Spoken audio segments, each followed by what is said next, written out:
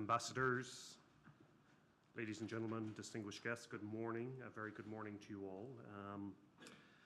I'm here as a representative of an African business as well as a global one, and we're very proud of both of those facts. BP has worked in Africa now over many, many decades. We have found and produced oil in Angola.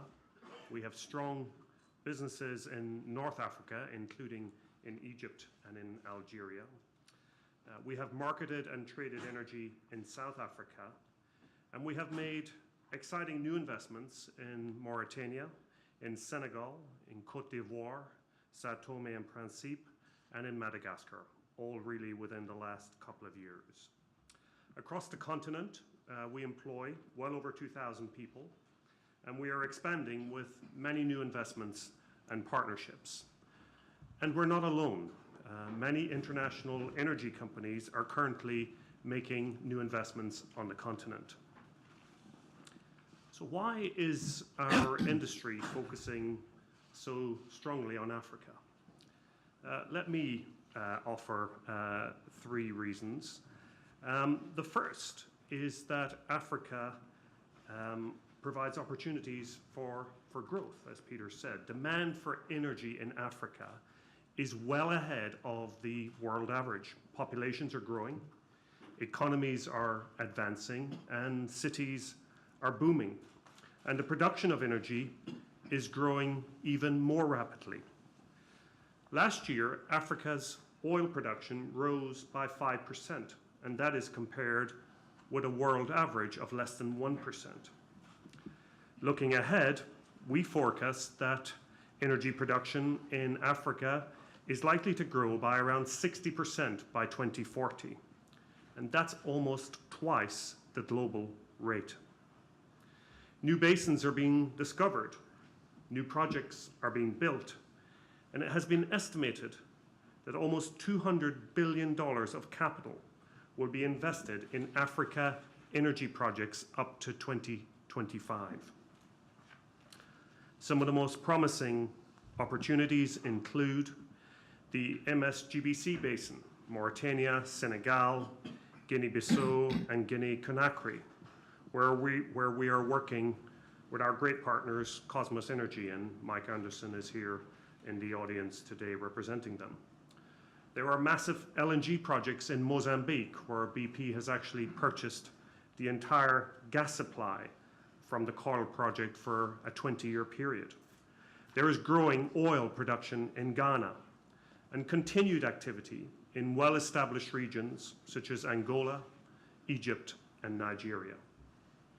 And at the same time, African countries are supporting the Paris climate goals and seeking to limit their carbon emissions. Cities from Accra to Dar es Salaam have pledged to become zero carbon by 2050. So growth is the first reason. The second reason is that energy companies invest in Africa is that it provides opportunities for competitive partnerships. Since the oil price crash of 2014, our industry has had to become much more efficient, much more disciplined, and much more selective about where it invests. We're all competing on a global scale as companies and indeed as governments. So we look to build competitive partnerships in the places where conditions for investments are strong. We have been able to do that in several countries in Africa. And we urge governments to continue to create the conditions in which we can work with them and with national oil companies to create real value for both the country and its citizens, as well as the company and its shareholders.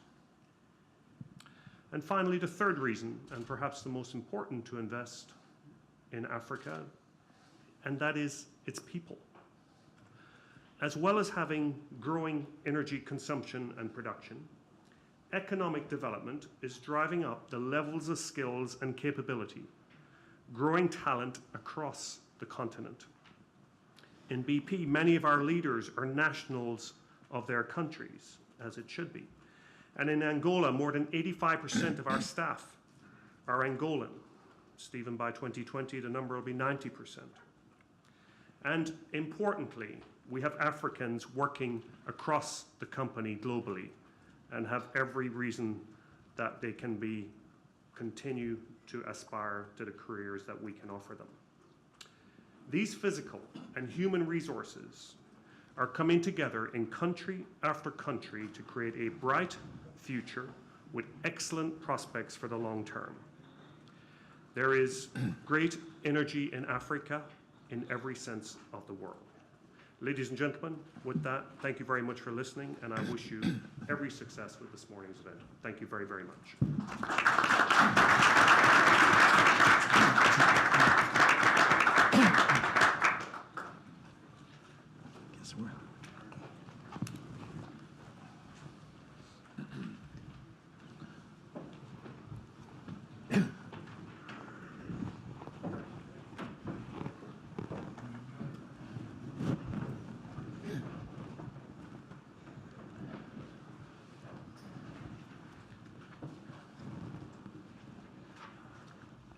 Good morning, ladies and gentlemen. I'm Charlie Evinger, non-resident senior fellow at the Atlantic Council. I'm particularly pleased to have been asked to join you all this morning, particularly since during my career I had the opportunity to work in about 20 African countries, including Angola, which I've talked about some this morning, where I actually did my PhD dissertation. Don't want to tell you how many years ago. But it was in the early stages of the Civil War, so that will tell you. But I'm delighted to have with me this morning a very distinguished panel, which in terms of looking at future investment in Africa, I think is probably unsurpassed, since we have represented with us today not only GE and BP, but also the IFC from the World Bank Group, although they don't always like to say the World Bank Group, but I think of them that way. And of course, also our Chief Executive Officer from Africa 50. As we look to the future, particularly of commercial energy, excuse my cough, I'm having some asthma, so I apologize. As we look towards the future use of commercial energy in Africa, I think we have a number of opportunities. The big question mark is going to be where capital can be deployed most productively, and of course that relates directly back to a significant extent on the policies of host country governments, making those countries an attractive vehicle for energy development. But we know that natural gas in the near term has a tremendous opportunity to meet the burgeoning power sector needs of the African continent, but we also have important opportunities in natural gas byproducts, ranging from fertilizer to LPG for household consumption and so forth. So without further ado, I'm going to turn to our panel with a series of questions. And I thought what we do is we'll give each panelist a few questions to address to the audience.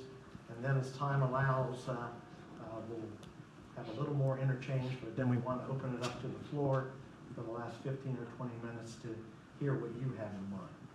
I'm going, given the tremendous interest in the new gas finds in Mauritania and Senegal, I'm going to begin with Emma Delaney, if I may, to give us a kind of a setting of how things are in those opportunities afforded off the west in West Africa.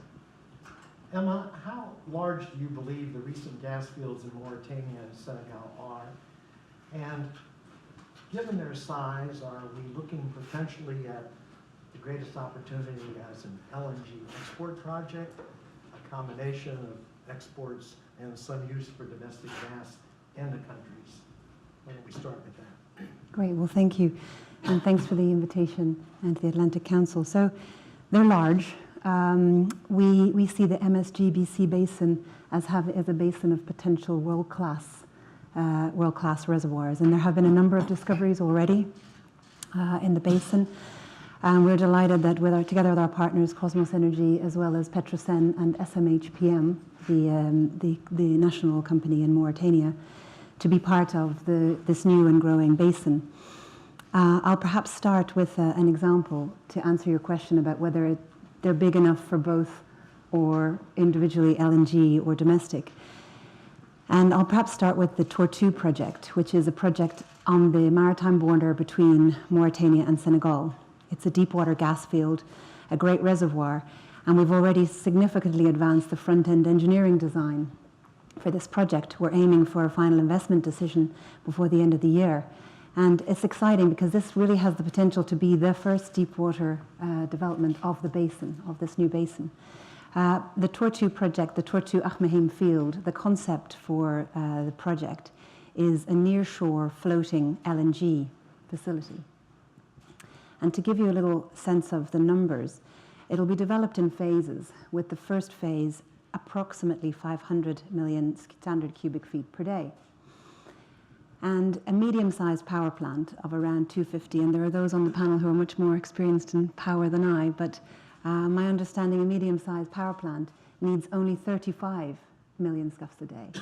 So in terms of scale, with these significant gas fields, with the potential for prolific production over decades, you have the opportunity both to export LNG for revenues for the country, as well as to develop domestic gas, initially for power, and then, as we've seen in many other countries, developing for a gas economy over the long term. But I think the point to make here is the integration of the value chain and the integration of the players, both the upstream, the midstream, the downstream. So you have a credible and implementable plan will be really key and we have a chance now because we're starting right at the beginning with this particular basin. And I think it has the potential to do regional, domestic, and international gas supply over many years. In terms of, once an LNG project were up and running, how do you see that project competing in export markets, given the rising tide of U.S. LNG exports and LNG exports in other parts of the world? Yes. Well, there are many, and there are many analysis of when the LNG demand gap will open up, and I won't profess to be an expert on that, but I think what we're focused on for the Tortue project is getting a competitive project away. And that means being innovative in our engineering. It means really working in close collaboration with the countries. Obviously, key to that will be a stable regulatory regime and competitive fiscal terms to be able to get the project to be sanctioned. Because as the US gas gets exported on generally the Henry Hub basis, together with liquefaction and shipping costs, you can do the mathematics pretty quickly to figure out what we need to be competitive with. So we're very focused on getting the right design, the right engineering, and working really closely with the governments to get the right terms to have a project that can compete. And from a geographical perspective, this project has the opportunity, being on the coast of West Africa, to both access European gas markets, as well as to access other LNG markets in South America, for example. So I think it has the opportunity to go worldwide. Obviously depends on the market conditions at the time. And what kind of investments do you think we might be needing to move beyond a floating LNG plant in terms of serving perhaps immediate onshore areas, as opposed to building out infrastructure to get the gas into the interior regions of Senegal and Mauritania? Yeah, so I think the first phase will be, as I said, a nearshore floating LNG, and we're working on the design now for the follow-on phases of phase 2 and 3, which will be at least as big as the first phase. And I think with a field as big as the Tortue field, which is approximately 15 trillion cubic feet, you do have the potential to supply a long plateau for a number of decades. So if over time the infrastructure in the countries, Senegal and Mauritania, is developed in tandem, there can be an opportunity to access latent demand. For example, the mining sector in both countries, but also really starting with power. I think that's the sector that really needs the investment in infrastructure, not just the terminals on the beach, but also the transmission and distribution networks, which are all key and take a certain amount of long-term planning, as we know. As you know, one of the big problems we see in many African countries is the high cost of transportation fuels, because in most cases the need to import petroleum or petroleum do you think there'd be any tremendous opportunities for compressed natural gas in the transportation sector in either Senegal or Mauritania? Well, I think we should start with what's right ahead of us.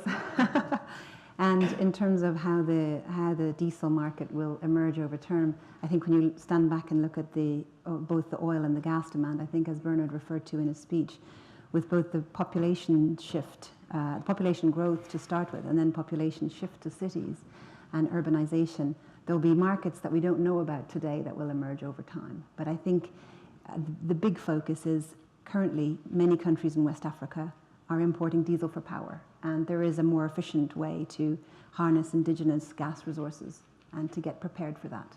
Thank you. Not to be controversial, but given that both Mauritania and Senegal have from time to time had their share of political problems, do you see these potential security challenges affecting investors' willingness to go big time into the energy sector in these two countries? Well, I think so. Both countries have a history of cooperation, particularly on resources of natural importance. One of the examples is the OMVS, the organization which manages the Senegal River, which I think World Bank had some involvement in, and also the Manateli Dam. So there are examples of cooperation already. I would say stability is key for any investor anywhere. And one of the things that has given us a lot of confidence in the country's goals and aims to cooperate over natural resource development is in February this year, both Mauritania and Senegal signed the Interstate Cooperation Agreement. And this is an agreement which gives a framework for developing the offshore gas resources in terms of the zone, broadly speaking, the engineering, the resources, security, movement of goods and people. And so that was a tremendous step forward and gave us confidence that the countries are really focused on getting these resources developed. And I'd say from a personal perspective, we've had the opportunity now to work for almost 2 years. I've had the opportunity to work for almost 2 years, very closely together with representatives from both countries in working sessions where we're talking about everything from engineering to financing. And the cooperation has to date been very strong. And we've felt very welcomed by both. And they've been keen to underline there's a strategic vision, because as with many of these resources, they don't do anybody any good if they're stuck on the ground for 30 years. Thank you. One final question, then we'll move on to Mr. Chris. What future energy trends does BP see impacting Africa's role at the global level in terms of your energy outlook forecast for energy supply and demand? And Bernard referred to a few of these facts in his speech, so I'll try not to repeat them. But I think by 2040, the BP Energy Outlook really sees Africa being on the map in terms of both demand and supply. And from a demand perspective, demand is set to grow really significantly to 2040. Gas is a big part of that. Renewables also a big part of that. And I think the good news for gas customers is, as you said, as the US starts to export gas, there are new gas suppliers, but also there's potential in the region for significant gas production. The BP Energy Outlook talks about a potential 22 billion cubic feet per day from big discoveries already made in Africa. And of course, not all of that will be destined for export. Probably about 9.8 BCF a day is as we envisage being destined for export. But that's still a really big number. So when you put it in context, Qatar exported about 18 BCF a day in 2017.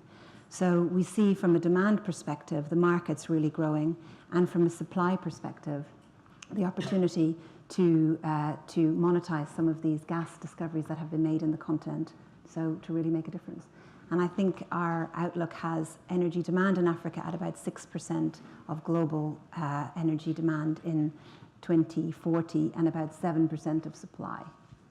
Thank you very much. Thank you. We'll turn to Lance now, with the IFC. Lance, can you tell us about the IFC's investments in the Africa region, and particularly in the commercial use of gas for power? Sure. I think when I look at our engagements in the gas space and specifically gas for power, I actually think about things that have gone well and things that haven't gone so well, actually. And the ones that have gone well most recently have been our financing together with our colleagues at the World Bank for the Sankofa field managed by Eni and Vitol in Ghana, as well as the Jubilee field in Ghana, both of which today are in the process of providing 300 million cubic feet per day to support gas-fired power in Ghana. Those have been, I think, successes in the sense of enabling Ghana to monetize domestic resources, shift out of its previous reliance on imported fuel oil, which was significantly taxing its foreign exchange reserves and a draw on the GDP, as well as being significantly more beneficial from a climate perspective by providing a more flexible fuel to help facilitate penetration of renewables. And so we can talk about what were some of those successes, but I think we also need to bear in mind cases that haven't been as successful, for instance, Banda in Mauritania and Kudu in Namibia. Now these are cases of gas fields that have been discovered literally decades ago, but have been plagued by, I think, a lot of the classic challenges that we see for many situations in Africa, where there's certainly technical issues and investment requirements that are pretty much common on any offshore gas field, but the real issues there have been one of downstream market. And particularly in the case of Banda, for example, in order to support the investment to develop the upstream, it required a commercial size market, which involved Mauritania, Mali, and Senegal coming together to figure out how to put together a combined cycle power plant, high voltage transmission, sharing between three countries. Enormously complicated at a time when, frankly, the economics were rather marginal. So we still see some scope for Kudu moving forward in Namibia, but again, similar constraints of, on the one hand, having a certain scale of investment being required to develop a gas field, and yet not having the downstream market there ready from a regulatory point of view, from the perspective of ready market and ready customers.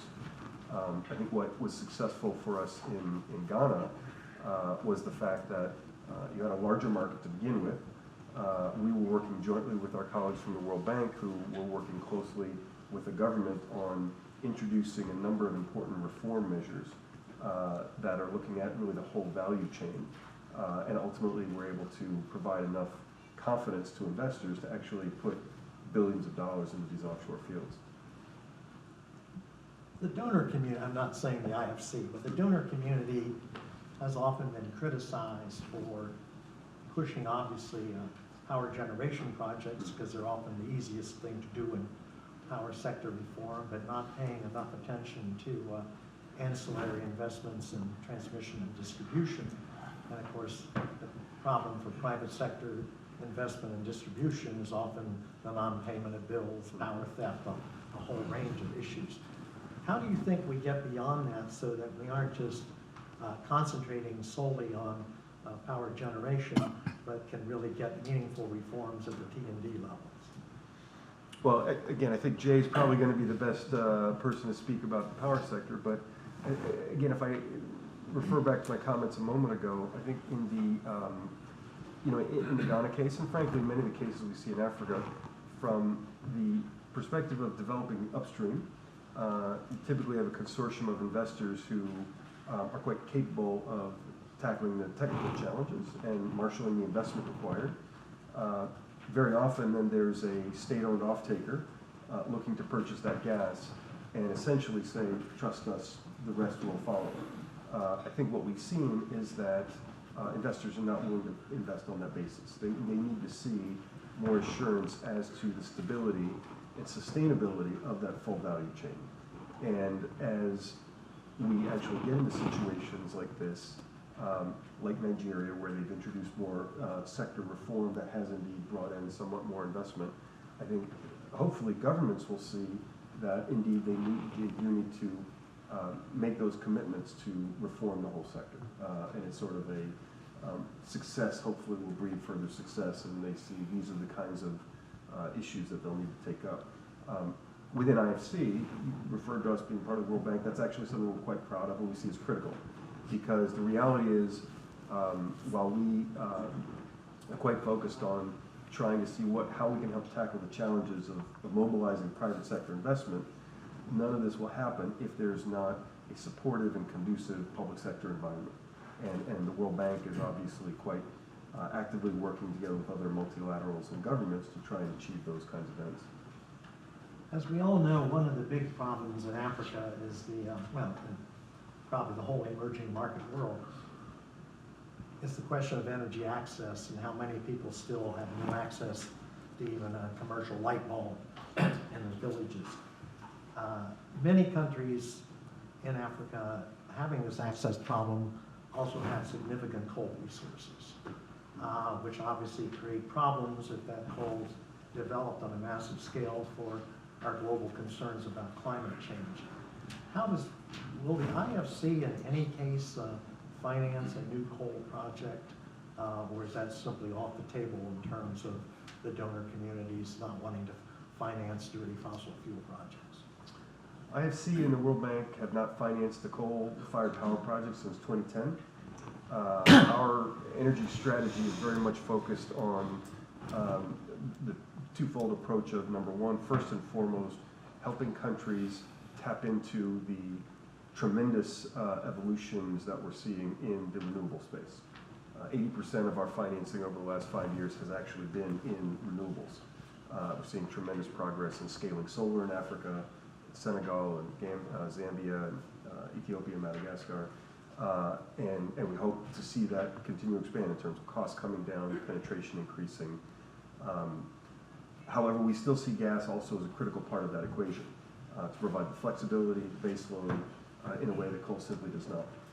So we see the gas plus renewable solution as one which really addresses the combination of climate change, the flexibility, adaptability to continued future improvements in technology and whatnot. So that's how we're focusing our strategy. Do you see investments in LPG for household cooking playing a significant role getting people to move away from using wood and bagasse of various kinds for home cooking? Absolutely. In fact, I would expand that. I think we see, again, gas in many forms. So LPG is certainly one of the most traditional ones. And it's not without its issues in terms of the safety and standardization and cylinders and distribution. But we also see CNG as a very standard way of getting into bus fleets and taxi fleets and improving issues to do with pollution as gas becomes more available. And then frankly, LNG for trucking to address more remote locations that can't support perhaps pipeline evacuation, but where we're saying small-scale distribution via trucking as a great way of getting gas to large industrial customers who can really benefit from reducing energy costs where they're paying for high-cost diesel or HFO today, or simply not getting access. So, in fact, LPG is one of many things that we think would be great. Thank you very much. Let's now turn to Mr. Ibo Bisset. What do you see as the greatest obstacle when getting private sector investment in the power sector? And I have just suggested some of those, which are often lack of clear regulations, lack of their enforcement, power theft, non-payment of electricity bills, bribes to meter readers, etc. Okay, well, thank you. I guess the challenge that we see and the constraint in bringing private investment in infrastructure in general, in the power sector in Africa, are similar to those that we've seen in other emerging markets at the same stage of the development of their power sectors. Before joining Africa 50 as the CEO, I used to be the global head of IFC Infraventures, one of the infrastructure businesses of the World Bank Group. So what was happening in other emerging markets. So back into Africa, the story of the continent is that the power sectors on the continent at various stage of or different stage of development across the continent. If you take a country like Senegal, which has made, I would say, reasonable progress in developing the power sector, they've been able to attract quite a bit of private investments. Today, Senegal has an installed capacity in the power sector of about 1,000 megawatts. maybe 300 megawatt or so funded by the private sector. There are probably 8 to 9 IPPs, independent power projects, in Senegal, operating in Senegal today. That's a significant number on the continent. And so a lot still needs to be done, but we have to acknowledge that some countries actually are able to attract reasonable amount of private investment in the power sector. I can mention Cote d'Ivoire, certainly North Africa, South Africa, etc., Kenya, and there's, Nigeria. There's a lot more that can be done, but at least there is one transaction that was completed, is operational Azura, and one of the sponsors of the transactions here today. So there are things happening, but we need to see those investments happen at a much larger scale and faster. And that's the challenge that we are facing. And the challenge that we are facing, I think for me, the single most important, that's maybe 2 or 3 constraints that needs to be addressed, is essentially the creditworthiness of, I guess, the whole sector, which is represented most of the time by the utility that provides the offtake for those projects to be funded. And you alluded to that issue earlier, that maybe collectively, both governments and the developing financial institution and other stakeholders, we haven't focused enough on the downstream, the distribution, the transmission, to make sure that the entities that are actually closer to the cash are creditworthy, so they can provide creditworthy offtakes. That's the challenge, because see, it's easier to put together a generation project. The challenge is that how do you actually make sure that over time you're gonna get your money back and get a fair return? Now, Africa 50, the organization that I'm leading, was created by African government. So far, we have 25 African countries as shareholders, the African Development Bank and 2 African central banks. We were created to have an exclusive mandate to focus on catalyzing private investment in the infrastructure space on the continent, and the power sector being one of the most important sectors. So part of my job is actually to make sure that we are able to put together projects faster, to implement those projects in a much faster way. And one of the things that we're using, one of the tools that we have, is the ability to deploy capital and resources in the early stages to structure those projects, including, let's face it, engaging governments to make sure that they create an environment where the private sector will feel comfortable enough to come in and invest. And this is not always easy, but I believe that we are seeing a lot of good examples today. As I said, we just need to see a lot more of those and implement faster. And, gas, for me, and I know you haven't asked a question on that, but I think that in the power sector and beyond the power sector, Africa, we have a lot of gas resources on the ground. Some of those gas resources have been developed, and mostly for export market. A significant focus has to be put into bringing that gas to fuel African economies. And I can tell you, our shareholders, the 27 African countries, including at the top level of the countries. I mean, I was talking as recently as last night with President Patrick Talon about bringing gas to fuel the power sector in Benin.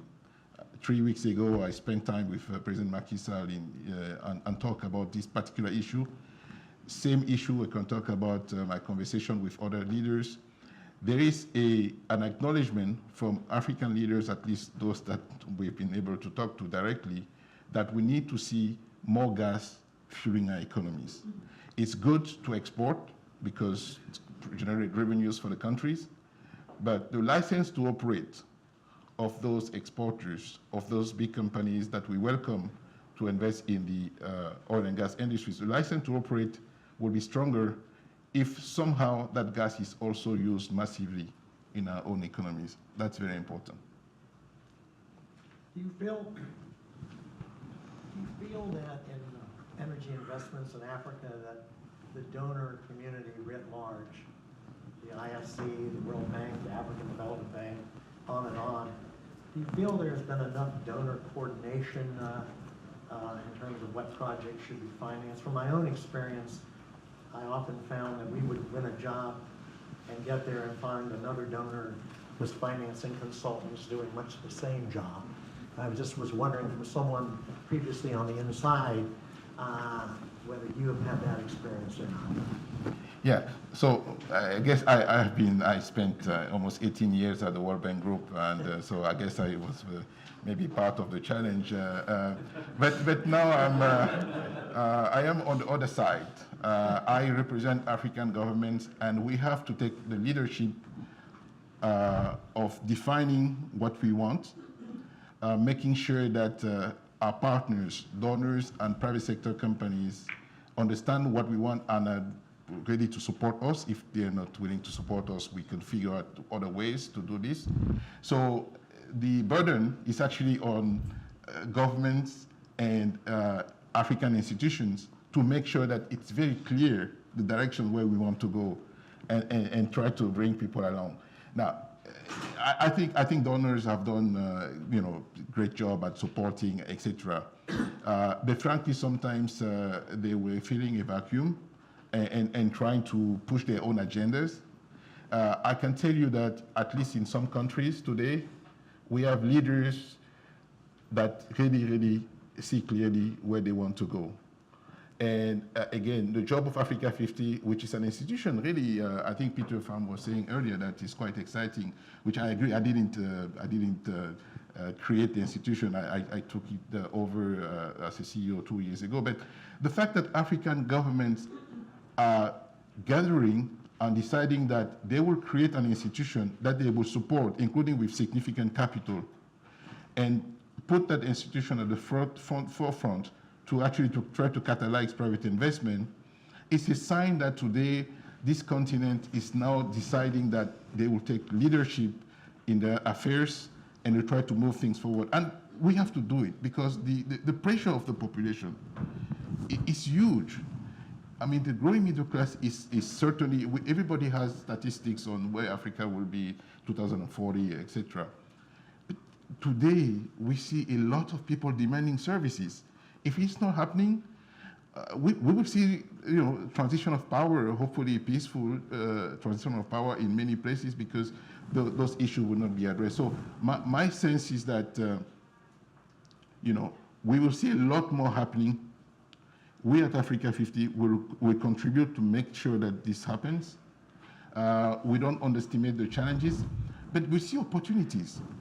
We actually see that once those projects are well structured, come to the bankability phase, a lot of donors, a lot of companies are willing to invest. Our challenge today is to figure out a way to make sure that there are more projects getting to that stage where they are really as investable asset, and so that other people can come in and invest. Again, I'm reasonably optimistic about the future. Africa 50, since we joined, we've already invested in a few projects in 2 years only, and we have a good pipeline of projects which are moving forward at a pace that I didn't used to see that pace when I was still, in my previous job at the World Bank Group. Things are just moving a bit faster, and okay, we need to continue to move even more faster. But I think that things are changing. On that point, which governments do you think have been the most transparent on oil and gas projects, and which have not? And what can we learn from the people that have done a good job that would be applicable to those that have been less successful? I always typically talk only on those that have done a good job. I try not to talk to those that have done a good job. That's the way I do things, at least for now. Well, the EITI initiative is a good initiative, and a number of African countries have joined the initiative. I'm going to go back to Senegal, which has done a fantastic job in terms of transparency in the oil and gas sector. But you can mention countries like Ghana. I mean, all the countries where, where you see investment growing, you can actually, there's a correlation. between good governance, really, and transparency is part of it, and the interest from the private sector. So just look at the countries where you see significant investment and private sector players going into that, and then you will see. That's good, because those other governments that need to improve the governance will see that if they do so, maybe they have a bit more investment coming in.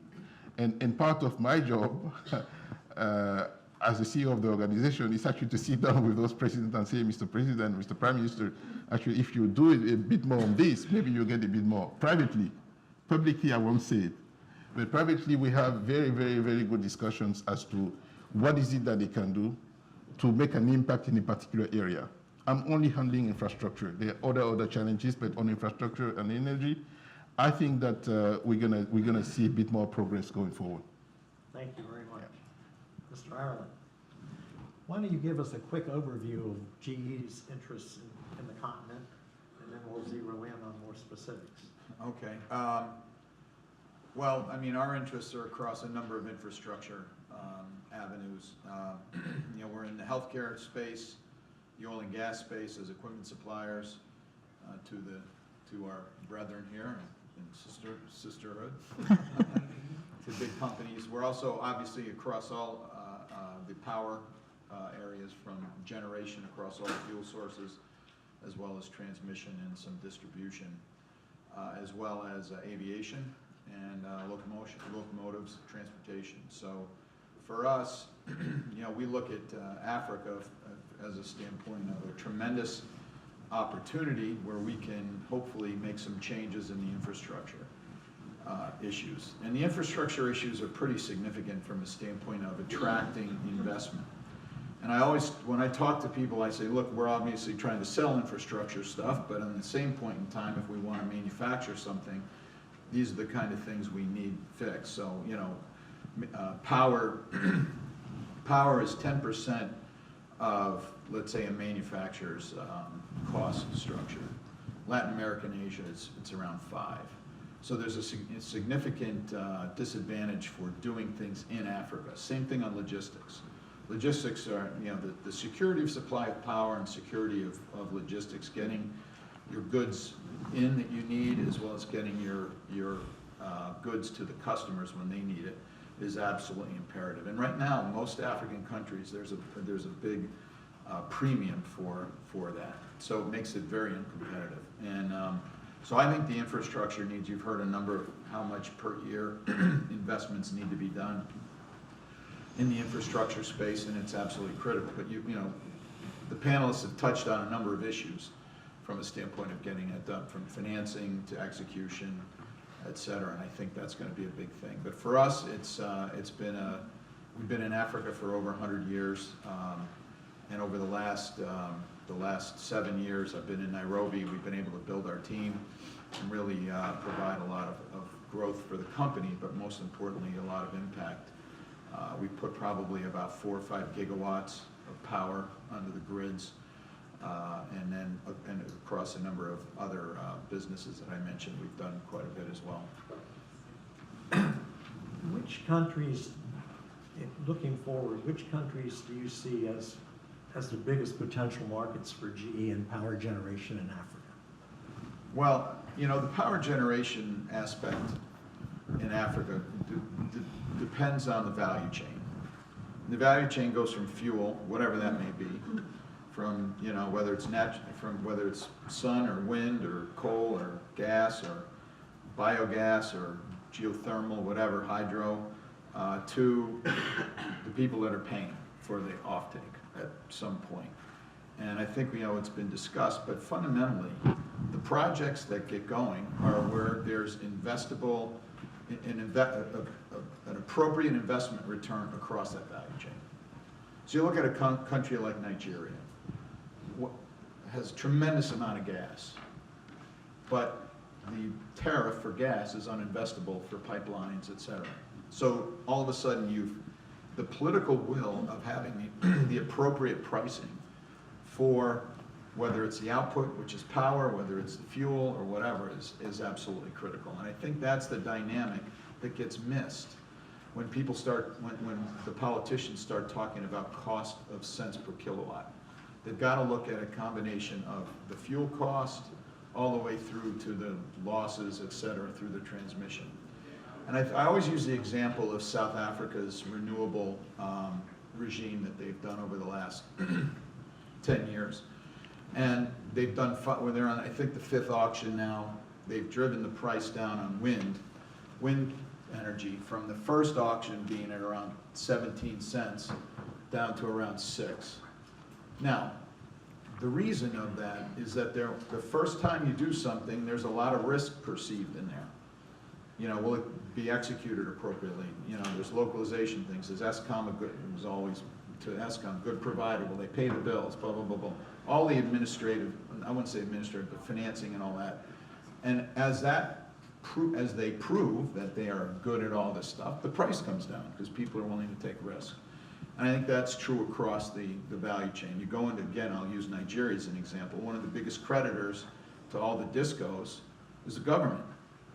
So why would you continue to invest when the government's not even going to pay their bills?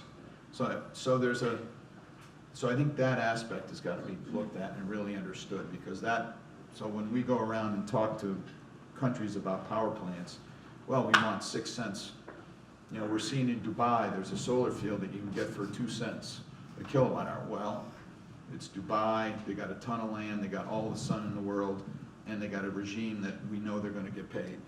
So boom, that makes it very competitive. Not a lot of margin in there for people, but anyway, that's not the same as trying to do a solar field in a country in sub-Saharan Africa for the same kind of reasons.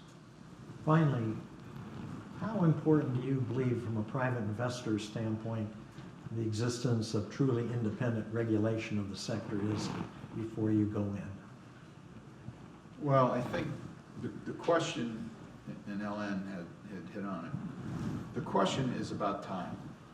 Quite frankly, generation capability and power should not be on a government's balance sheet. It's a total waste of capital. There's plenty of private sector that will invest in generation if the transmission and distribution and all that is taken care of. That's not a place the private sector likes to be in for all the reasons you mentioned earlier. Who's going to be the bad guy collecting the bills, et cetera. That's up to the governments and potentially DFIs. But from a private sector standpoint, if you have a good, and if you look at the developed world, almost all the generation is private. And that's the reason. So why would countries tie up a bunch of capital in an area that can be done independently? And that gets back to the regulatory piece. And the issue on the regulatory piece is twofold. One is, as new projects come on board, you have consistency of regulations as you go forward, which is key, and transparency, which we talked about. But I also think that the other piece is the thought process around prioritization and timing. And prioritization is, you know, in Ghana, prior administration, they had gas projects of probably 10 times of what they needed and probably what they could support. But they wouldn't prioritize the project. I mean, we had many battles with the World Bank and IFC about trying to get some PRGs around the project and getting the prioritization, and they wouldn't do that. So as a result, nothing happens. And so, again, it gets back to Alain's point of the growth of the middle class, the growth of the population, and the ability to get power, in this case, at the time that they need it.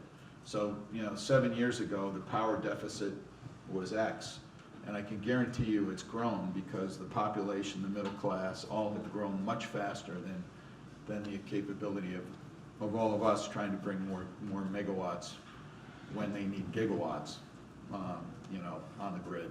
So I think that's a key critical piece. Thank you.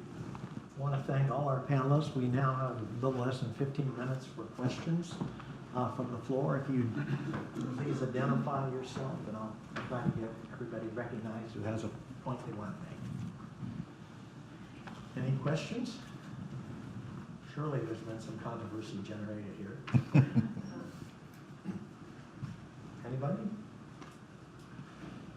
Yes, sir. Gerard Ostheimer with Sustainable Energy for All and the World Business Council for Sustainable Development. I appreciated the last two speakers, and my question is, can we break down the silos that exist between financing for supply and financing for demand? It seems as if it's implicit that the growing middle class will drive demand, but it seems that there's still a major disconnect between demand and supply. So do you have any ideas on how to work with AFDB, World Bank, et cetera, on how to drive the investment in the downstream buyers, which would motivate the investment in the infrastructure, which would alleviate some of the problems that Alain mentioned? Thanks.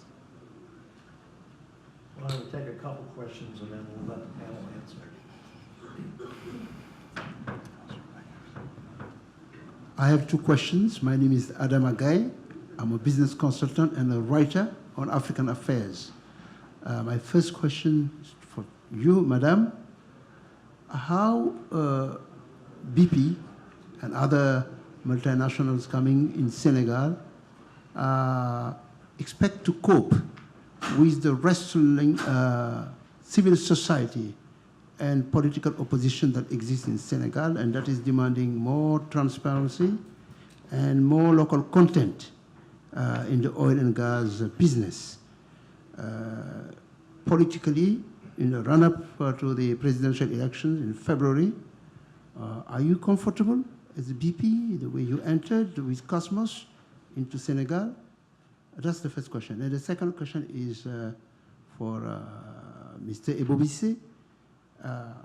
I believe that indeed it's a great idea to have Africa 50 as an African platform to attract infrastructures, at least to have a homegrown initiative.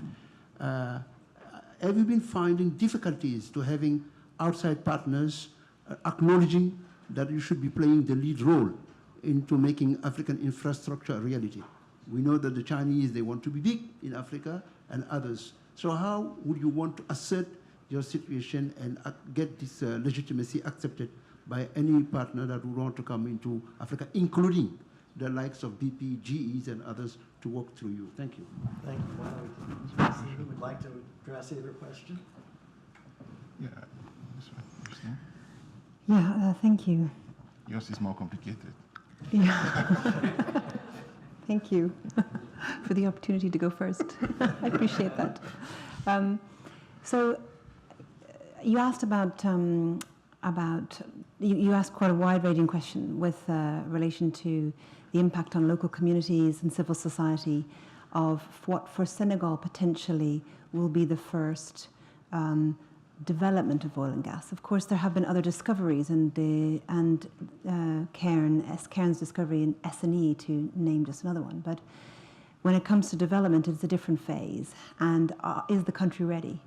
And I've had the opportunity, we, as part of BP, as part of our standard process, we do very comprehensive environmental and social impact assessments in the area of the project activities.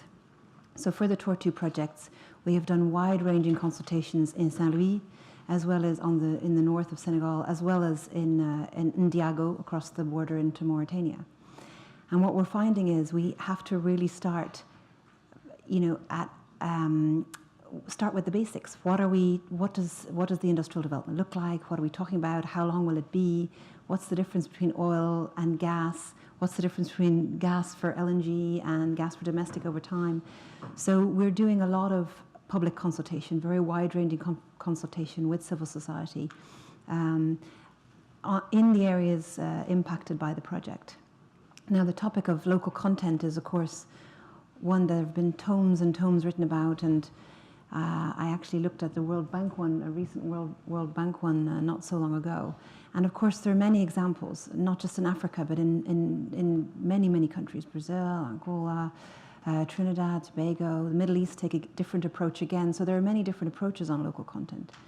And when I've been in discussions in Senegal, what I've talked about is trying to be activity driven.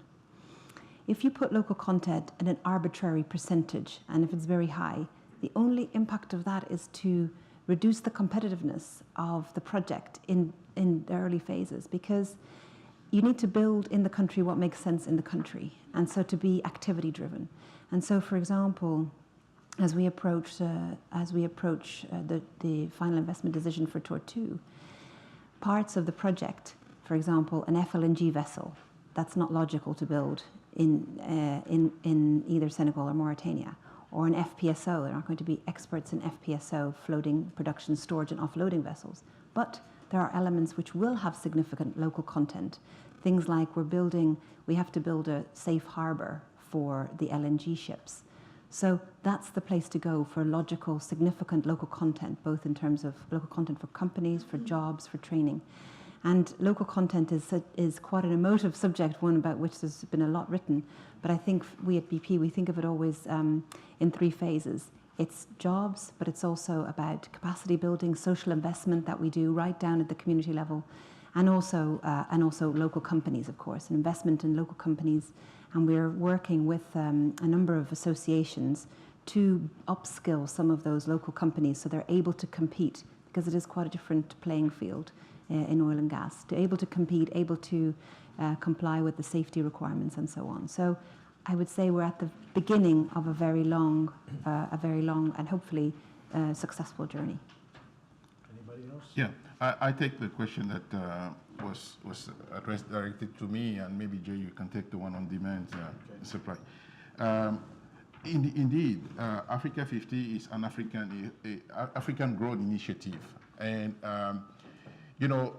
external partners that we welcome as investor into Africa 50, they're at the stage where they're quite intrigued. They try to understand what is this animal which is funded by government, the AFDB, but also extremely commercial, only commercial really. But there's some interest, and we would have external partners, external investors join Africa 50 hopefully soon. But there's some element of discomfort, I have to say, even though publicly, some of the partners are saying that it's about time for us on the continent, Africans, to really take strong leadership of our affairs and welcome parties to join us.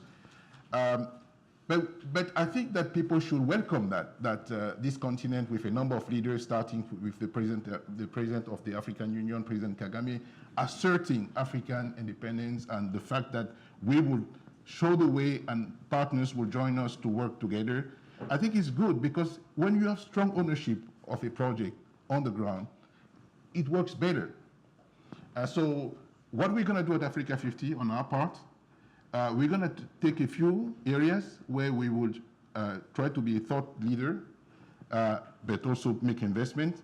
And the gas, increasing the penetration rate of gas in African economy is one of the themes that we will push very hard. We will invest on pipelines, processing facilities, and let me plug this gas report that we just did, and we're releasing it today, to show that on this continent, in Africa, we need to have more gas used in our economy, and that we have the ability to finance those projects together with other partners. So that's how we will assert our leadership in a few areas, at least for Africa 50.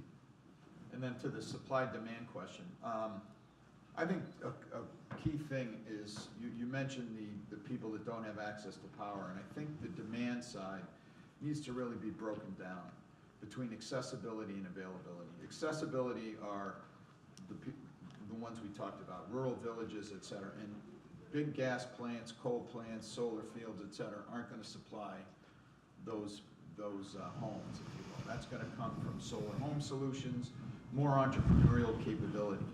And I think if you carve out that piece and then talk about availability, which drives economic growth, is the key. Most of that's going to be wrapped around cities, or it could be, let's say, captive power at certain plants around the country, or at mines, or wherever. But I think that's the key. And I think that's where, if we can break through that and talk about what economic growth and what's being stalled because of lack of power, and/or power that's just overly expensive. And I think, we've talked about it, fuel oil, diesel, there's I mean, what place in Lagos doesn't have a generator? And a generator is a costly piece of equipment to put into a project up front and then fuel it over time. But once it's in the fixed cost, there's nothing you can do about that. But those are the kind of things that and that's not just Nigeria, it's also across other countries as well. So I think that's the dynamic. And so if we can focus in on the demand side of what the availability will be for economic growth is going to be key. And I think the other thing that I've seen is that it's viewed as where we are today. The problem, as I said earlier, is time. And so, yeah, today maybe a country's got 2,500 megawatt or 2.5 gigawatts, and they need 4. So there's really they don't need any investment. But by the time it takes you 5 to 7 years to get these things online, they're going to need it. And South Africa found that out because in 2008 they decided not to continue to. ESCOM decided not to continue to invest, thinking that they had a big enough cushion. And 2 years ago, rolling brown out, the whole thing. So that's the dynamic, is a strategic view of what demand is and how to continue to invest over time with the right prioritization of projects wrapped around fuel, if it's, from solar to coal, whatever it might be in between. So I think that's going to be the key. I'm sorry, but I think we're out of time. I wanted you to join me in thanking our panel for a very lively discussion.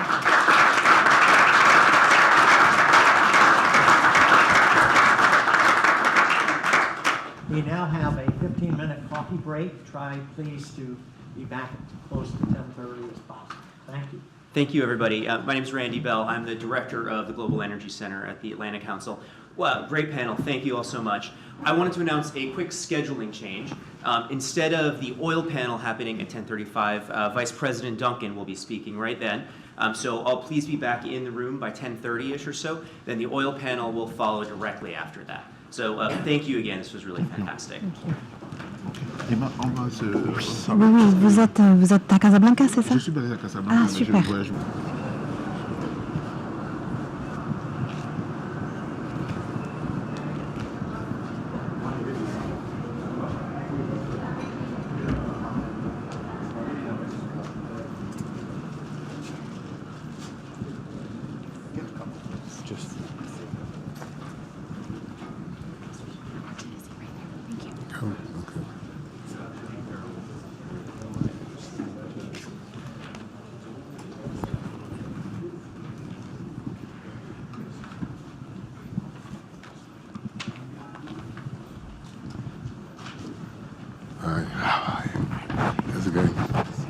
I now have the pleasure to introduce His Excellency Daniel Kablan Duncan, Vice President of the Republic of Côte d'Ivoire, who will speak to us on Africa's energy landscape and his own country's efforts to break new ground in the energy sector.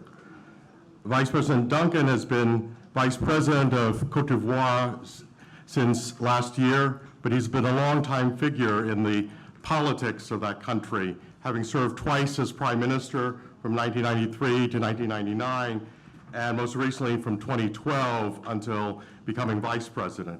He's also served as Minister of Foreign Affairs and Minister of Finance of his country, so a great experience and wisdom. Monsieur le Vice-président, c'est pour notre organisation un grand honneur de vous accueillir aujourd'hui.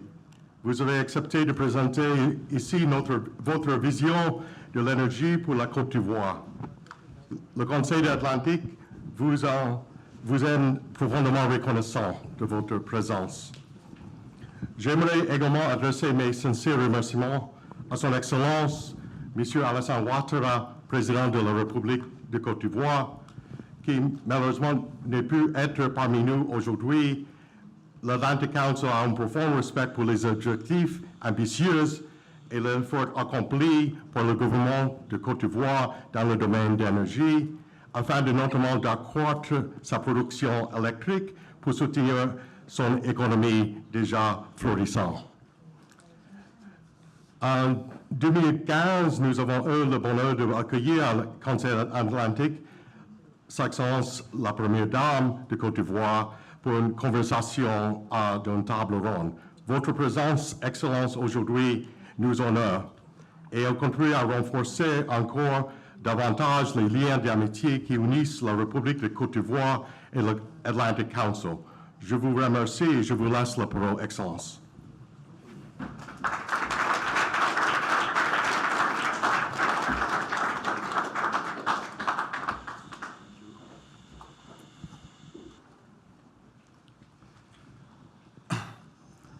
Well, I have two documents for speech. One in French and one in English.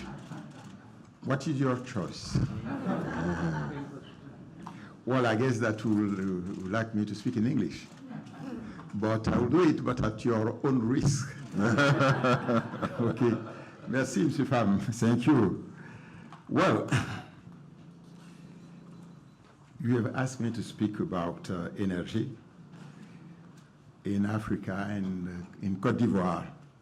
What I would like to say, as you mentioned earlier, that it's a great honor for me to represent His Excellency Alassane Ouattara, President of the Republic of Côte d'Ivoire, at this important meeting dedicated to the new energy opportunities in Africa.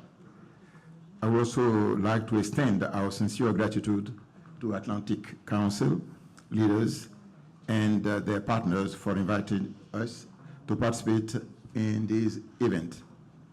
Excellencies, ladies and gentlemen, over the last decade, the economies of African countries have grown steadily as a result of the sustainable development of the energy sector and the universal access to energy to more relevant, which is more relevant than ever. You know that we also made some structural and sectoral reforms in Africa. But the demand of energy has grown. That is true for energy use, not only for household purposes, but most importantly, for the production of goods and services. What is the energy situation in Africa today? Well, I would like to say globally that the energy situation on Africa continent is not very good and is characterized by insufficient access to energy services, high energy consumption based on traditional biomass, some of the lowest levels of energy consumption on the planet, a significant and unequally distributed energy potential. According to the African Development Bank, Africa is the continent with the lowest electrification rates. Thus, only 42% of the population have access to electricity, against 75% in developed countries. Sub-Saharan Africa has even lower rates, between 30% in urban area compared to 40% in rural area. In addition, even when modern energy is available, it is expensive and unreliable.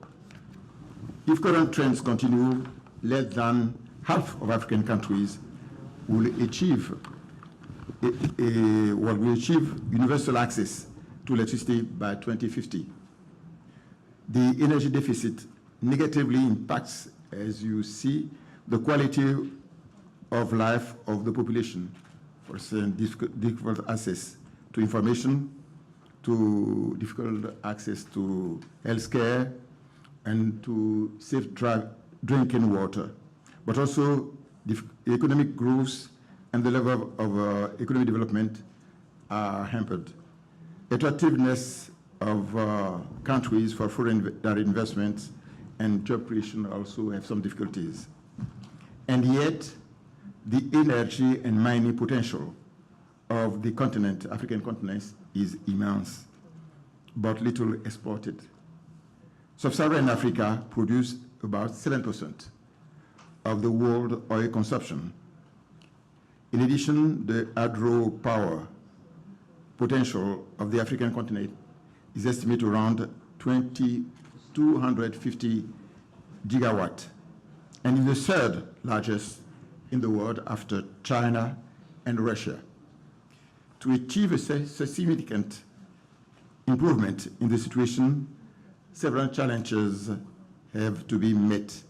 These include the need to, first, develop ambitious and realistic energy policies that take into account environmental concerns in general, and in particular the issue of climate changes.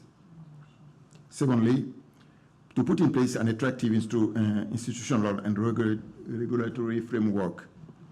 Third position, make good investment planning and monitor its execution. Fourth, have quality and adequate human resources. 5, while fifth, achieve a tariff and of electricity that take into account the purchasing power of the population and promotes industrial development.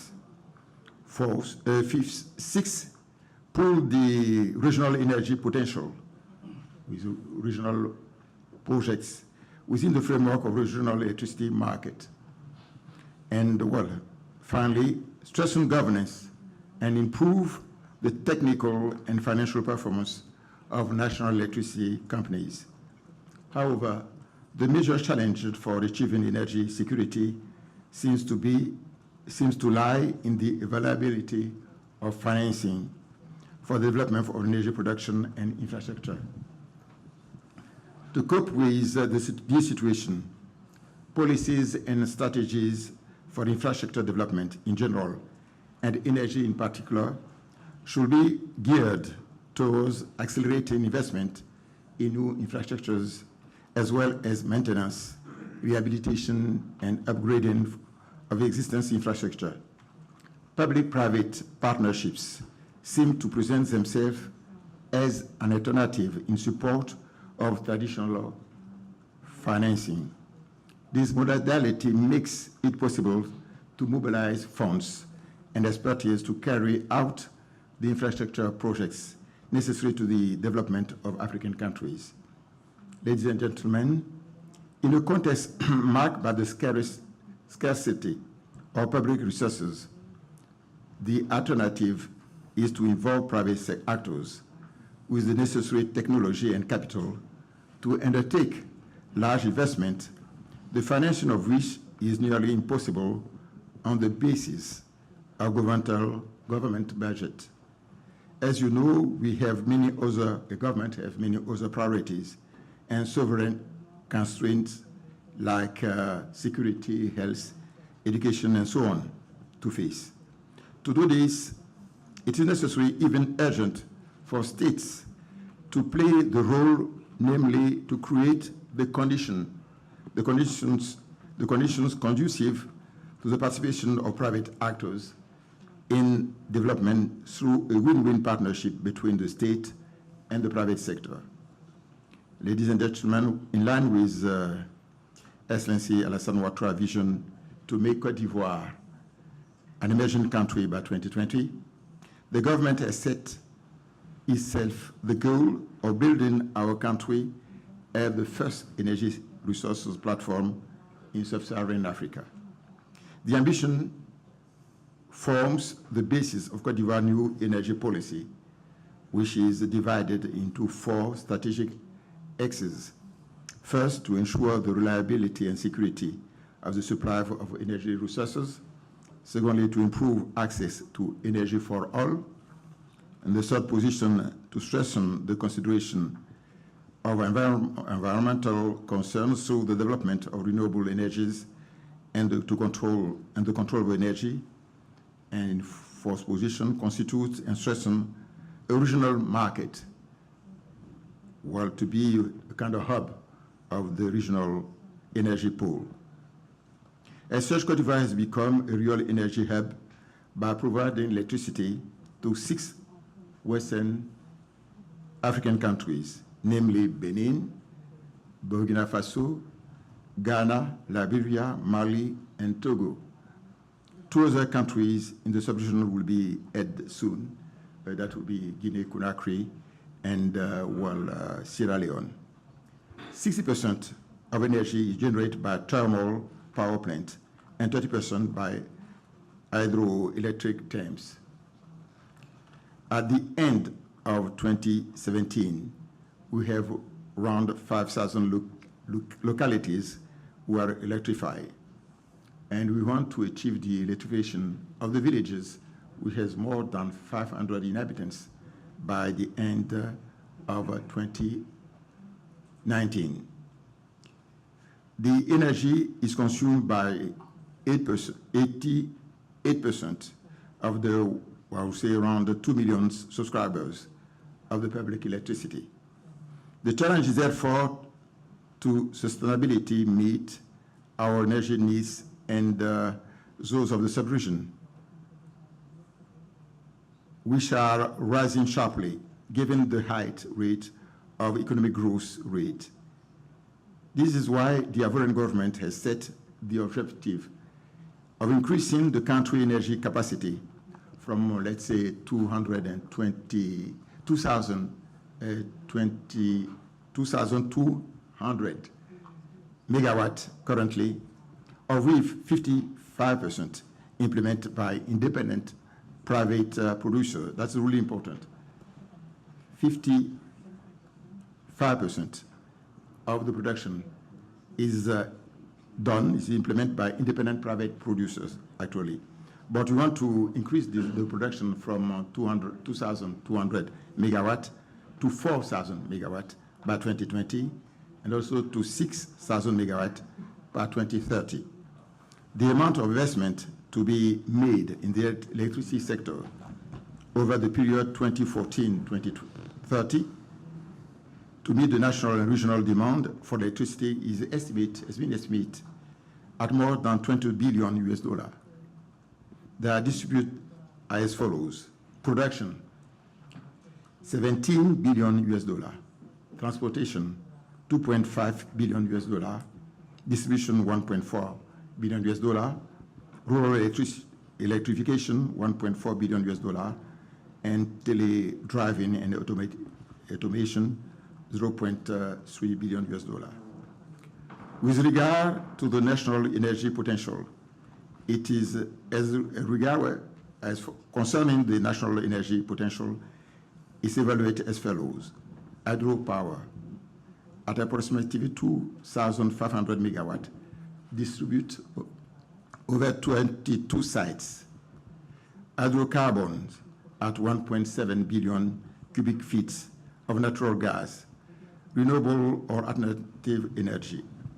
For solar energy, between 4 to 5 kilowatt per square meter and per day, and an average duration of sunshine between 2,000 and 2,700 hours per year, depending on the region. For biomass, these resources are estimated at 15 million tons per year, using, as you know, cocoa waste and palm tree waste and so on. And for small hydropower, 76 megawatt on different sites. Excellency, ladies and gentlemen, to achieve these ambitious goals, Côte d'Ivoire has adopted a new law on March 2014 on the Code of Electricity in order to give itself the modern legal instruments for the development of the energy sector.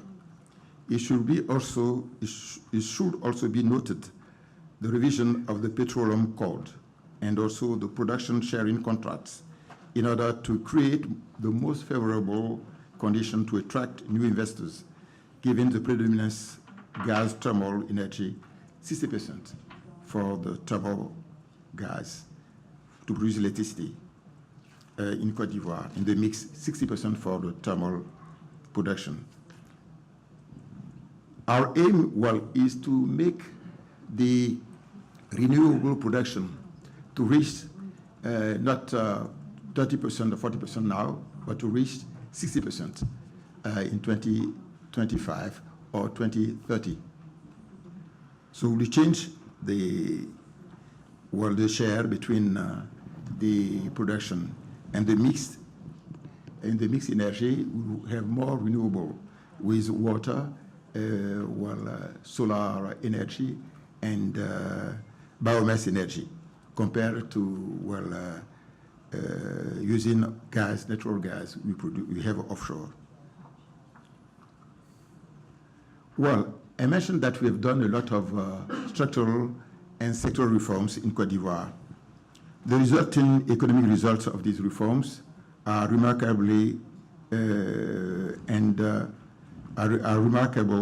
are characterized by GDP growth rate of 9% as an average per year from 2012 to 2016, 9%.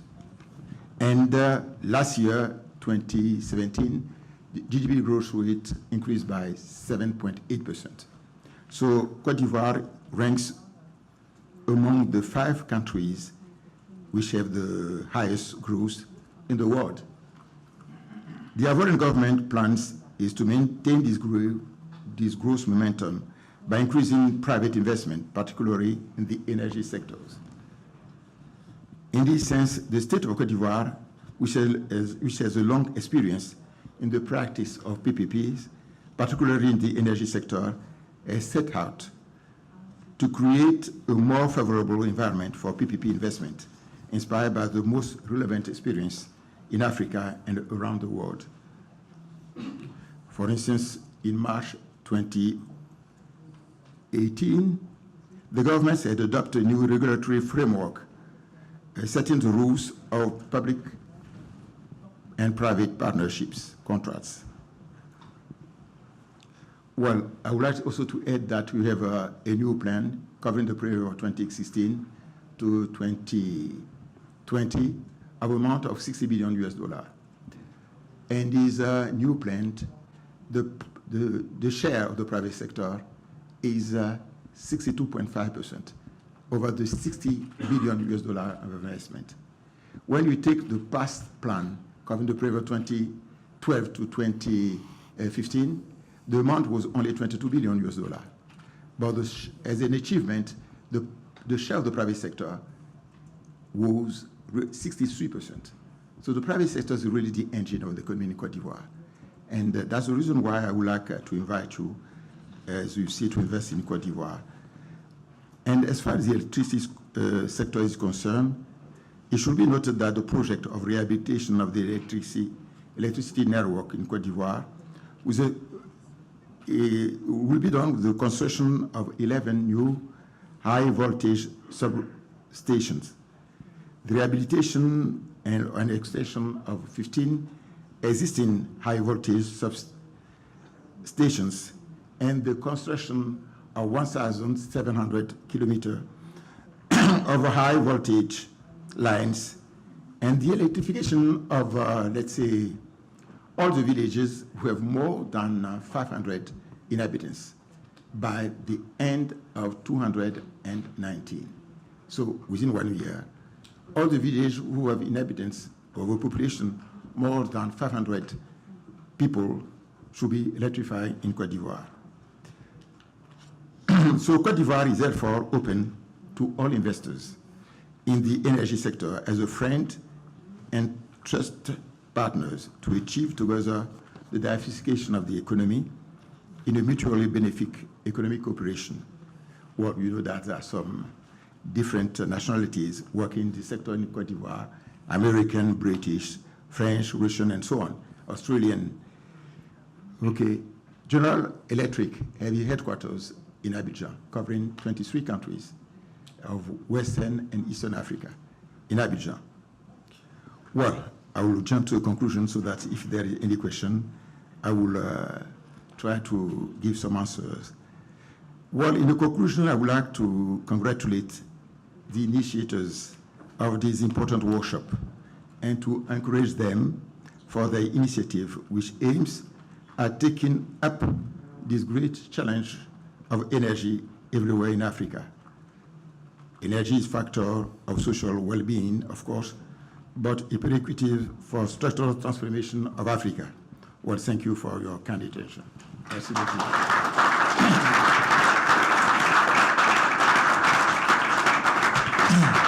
Well, as I mentioned, it was at your own risk.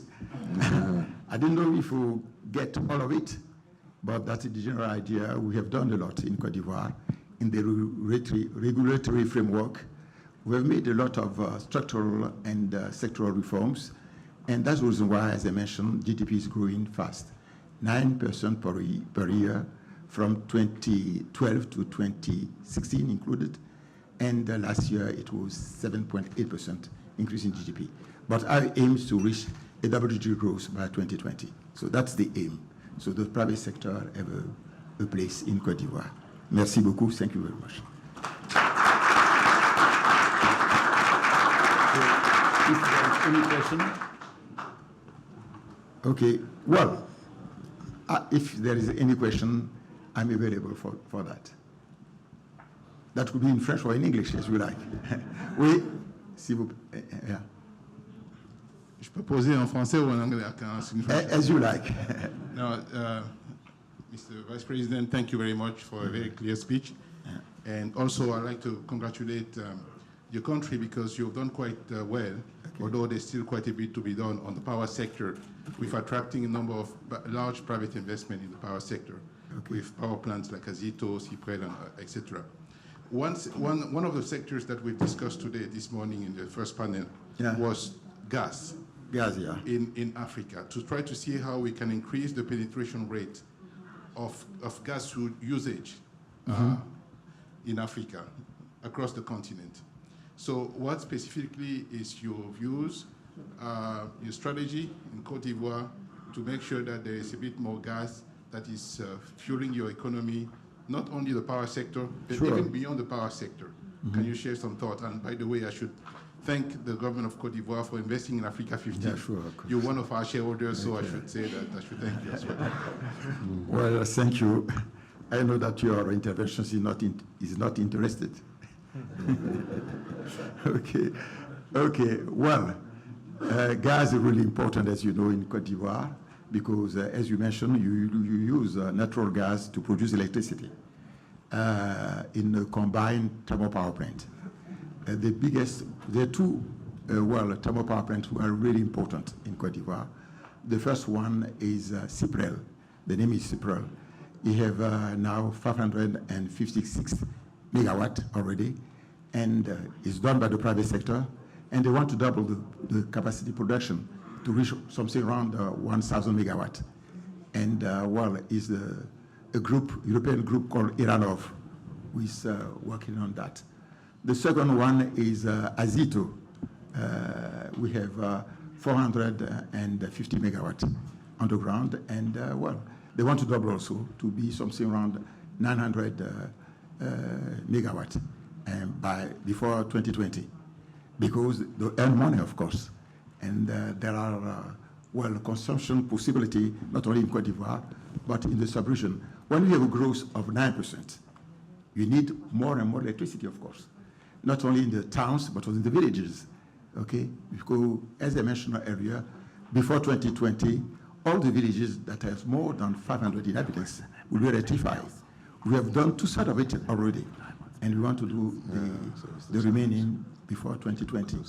But we can also use gas for consumption in the domestic consumption already, and we are working with some of the companies to use them for the cars and the motor coaches in Abidjan, the buses, Sotra, and so on.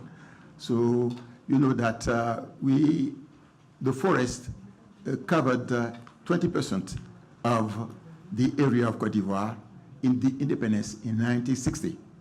20% of the area, we have 322,000 square kilometers in Cote d'Ivoire, and 20% was covered by forest, the south, at the independence. Well, now it was about, let's say 16, how do you call it in English? 16,000 hectares was covered.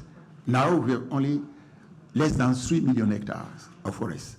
So the forest is cut for agriculture, but also for wood in the household.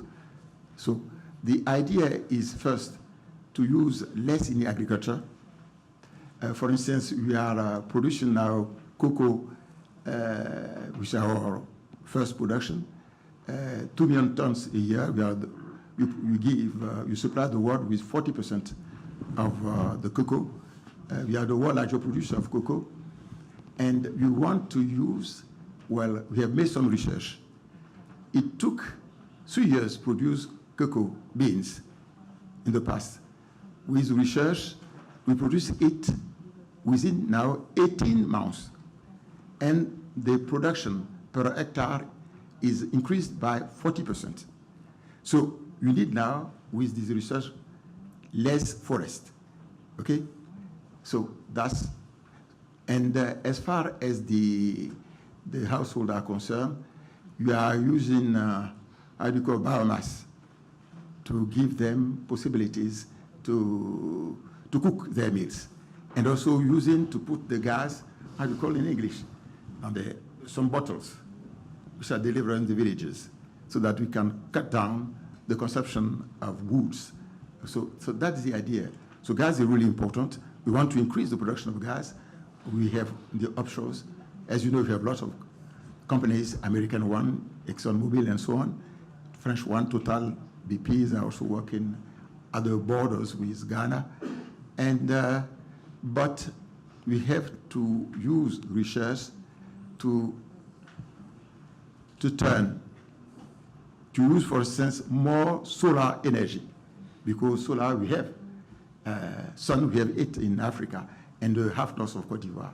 So we have been discussing with a Japanese company called SoftBank, so that we can have a 250 megawatt electricity production in the north of Cote d'Ivoire, because we used to have only 25 megawatt, but that's small, okay? But we will, I think by 2020, they will put in place a 250 megawatt, but with solar, not with gas, or not with agro sector. So that's my answer to your question. Yeah, please. Thank you, Your Excellency. Yeah. Coming today, Justin DeAngelis from Denham Capital. Just to follow up a bit on that question, relative to gas, you talked about some of the majors.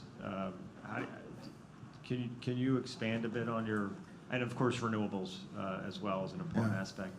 Can you talk a bit about how much you see LNG, liquefied natural gas, imported gas, playing a role in the near to medium term? Obviously, long term, you want to use your offshore resources or interconnected resources. Okay. Thank you. That's somewhat difficult in English, but we have about 5 big stations of drilling for production of oil and gas. But we have more gas than oil for the time being. The production of oil is around 40,000 barrels per day, okay? But the gas is higher. Is something around, I would say in French, 200, it's 200 millions de mètres cubes. Cubic meters, okay? But, I mentioned that there are some of the big fives who are making exploration in Cote d'Ivoire. One, we have Anadarko already, American company, working, producing oil and gas. But also we have ExxonMobil, who have 2 big ultra-deep works for exploration. But we are waiting for the result, okay? If the results are good, apart from the French, Total and so on, we hope that the production of gas can double. And the aim, as far as the oil is concerned, is to go from 40,000 barrels per day to at least 100,000 barrels per day. Okay? But it depends on the result. We can have them next year, the exploration. So we hope that by 2020, Cote d'Ivoire will be, not a medium producer in Africa of oil and gas. Okay? But as far as oil is concerned, I would like to say, for instance, for the time being, we have a refinery of 3 million tons in Cote d'Ivoire, but that use heavy crude oil. The oil we produce is really light, and we export it. But we import, for instance, the heavy crude oil from Nigeria, and refine it, and we sell it back to Nigeria, and the other to the surrounding African countries like Mali, Burkina Faso, and so on. And we are discussing with the Nigerian counterpart to increase the capacity of this refinery. So, well, the idea is to be the hub and the energy sector in Western Africa. Okay, thank you. So there's no other question. Okay. So in that case,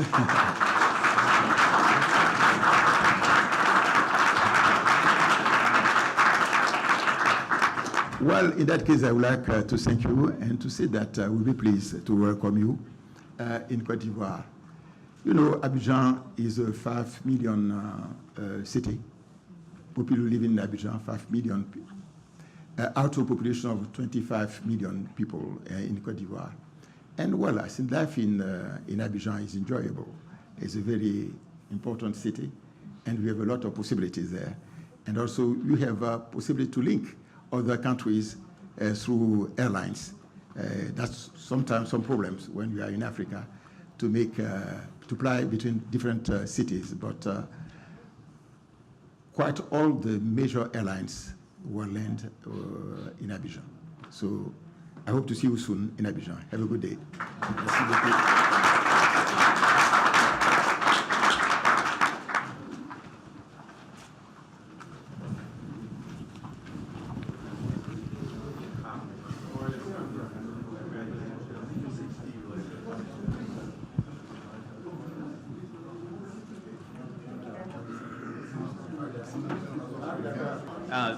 Megan Gordon, Senior Editor at S&P Global Platts, is going to moderate, so she will introduce the panelists. Thank you all so much. We're a little bit behind, so we're going to try to get caught up. All right, good morning. I'm Megan Gordon with S&P Global Platts, and looking forward to this distinguished panel discussing Africa's oil sector. We are going to zoom in on Angola and Nigeria, and hopefully talk about some universal questions as well about the sector. So Africa's oil sector is at a critical time. Oil prices are back above $80 per barrel. Upstream investment that fled during the oil price slump in 2014 has started to return. As BP's upstream chief, Bernard Looney, mentioned this morning, the oil majors are trying to be more efficient, disciplined, and selective. You also see the rising role of independence. And all of this is happening with a backdrop of tight global supply coming into the fourth quarter, but at the same time, a possible demand slowdown next year. You've got all kinds of geopolitical risks for the oil market. U.S. sanctions against Iran's oil customers are looming, Venezuela's economic collapse, trade wars, Trump tweeting about oil, all kinds of other factors. And I'm excited to hear how Africa fits into this picture. So let's dive right in, and we'll start with Angola, with Stephen Willis from BP. If you could tell us, and we're going to do a kind of a freewheeling discussion, so please jump in if you'd like to address anything. Mr. Willis, give us a picture, a snapshot of Angola's current market, what you see for the near term. And looking back at the past couple of years, there was a sharp decline in production, oil production. And so what is BP doing to stem that decline? Well, as you say, those fundamental shifts that we've seen over the last few years, they played out in Angola, in the period 2014 to now. We saw a substantial reduction in the investment levels. And now over the last few months, with the lag time from those and absence of investment, we can see production decline from Angola, one of the core producers of oil in Africa. However, we've also seen some very dramatic improvements in underlying business performance. In our business, we've reduced our cost base by about 40%. And with the fundamentals of the quality of reservoir and the infrastructure that's already been invested in and the capability that's been created in Angola by companies like BP in partnership with the government, there's actually, I think, a very promising set of opportunities for us now to invest in on a more rapid delivery cycle, more cost-effective delivery cycle than we'd seen in previous years. So I think there's a real, I have a great optimism to see Angola contribute to that next phase of development of the oil and gas industry. I think promising times ahead. Great. And Mr. Wale Tinubu, Chief Executive Officer of Oando and Nigeria, give us a snapshot of the current oil sector in Nigeria and what Oando is trying to do in the near term. Well, first and foremost, I think the factors you mentioned regarding Venezuela, Libya, Trump tweeting clearly creates a macroeconomic environment for the oil sector, which is going to be underscored by volatility with certainly upward rising prices.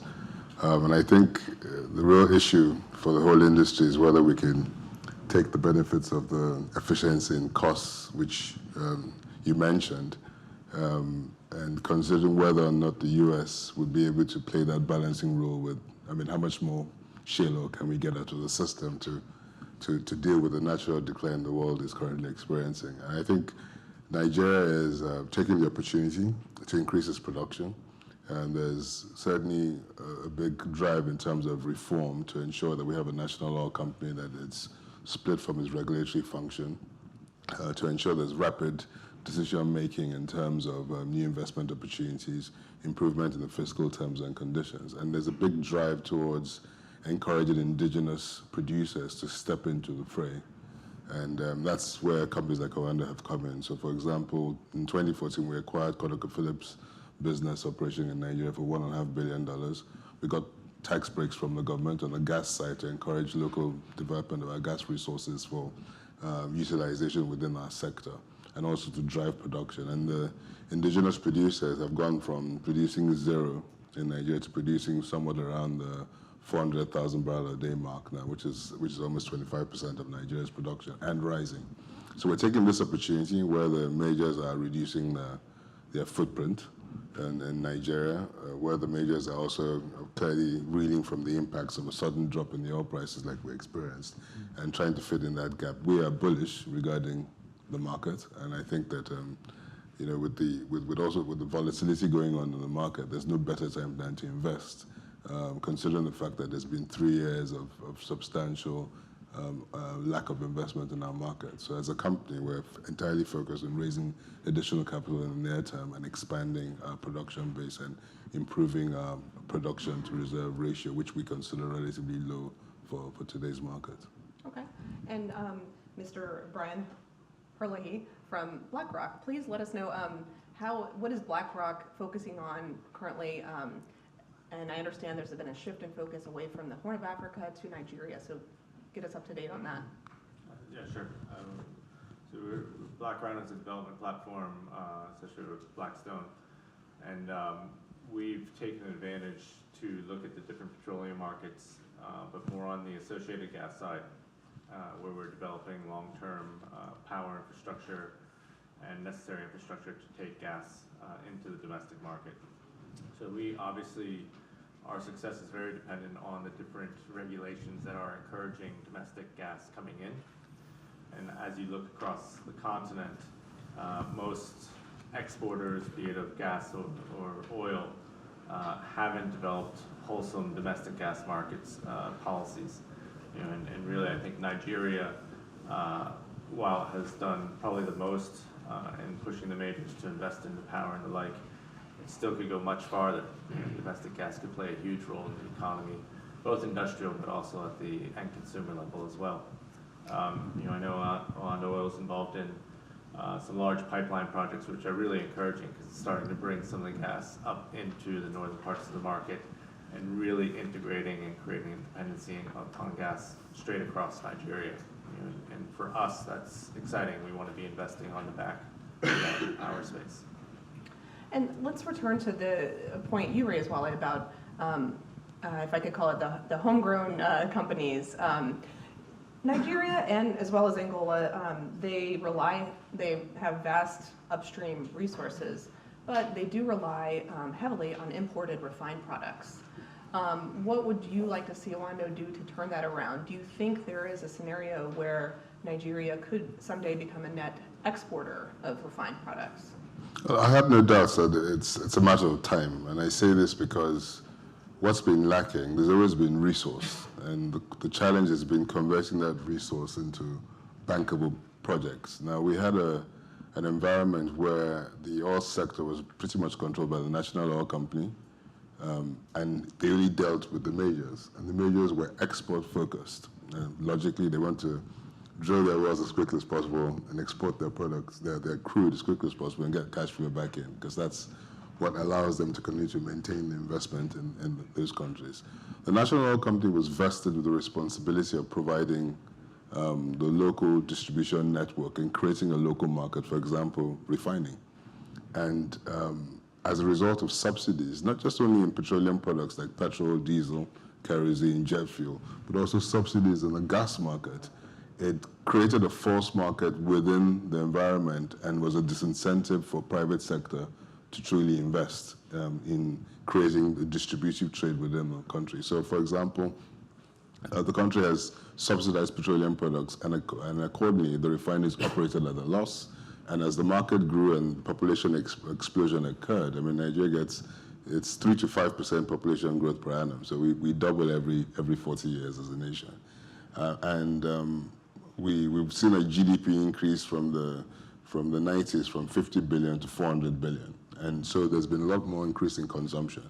And the refiners have not been able to cope with this, and they've become loss-making. So what's happening now is that we took an initiative to the government that, look, let's create a repair, operate, maintain infrastructure and investment, wherein we can put our capital into the refinery. If you choose to subsidize, that's your choice, but the private sector needs a return.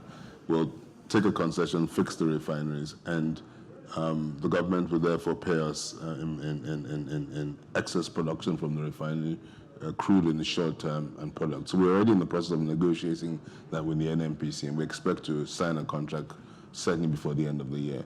We practiced a similar strategy in the gas market, as Brian mentioned. We took an opportunity to the government 10 years ago that we could invest in infrastructure to distribute gas locally. We take the NNPC share of the equity gas, which they have lots of, but unfortunately don't have the infrastructure to distribute it.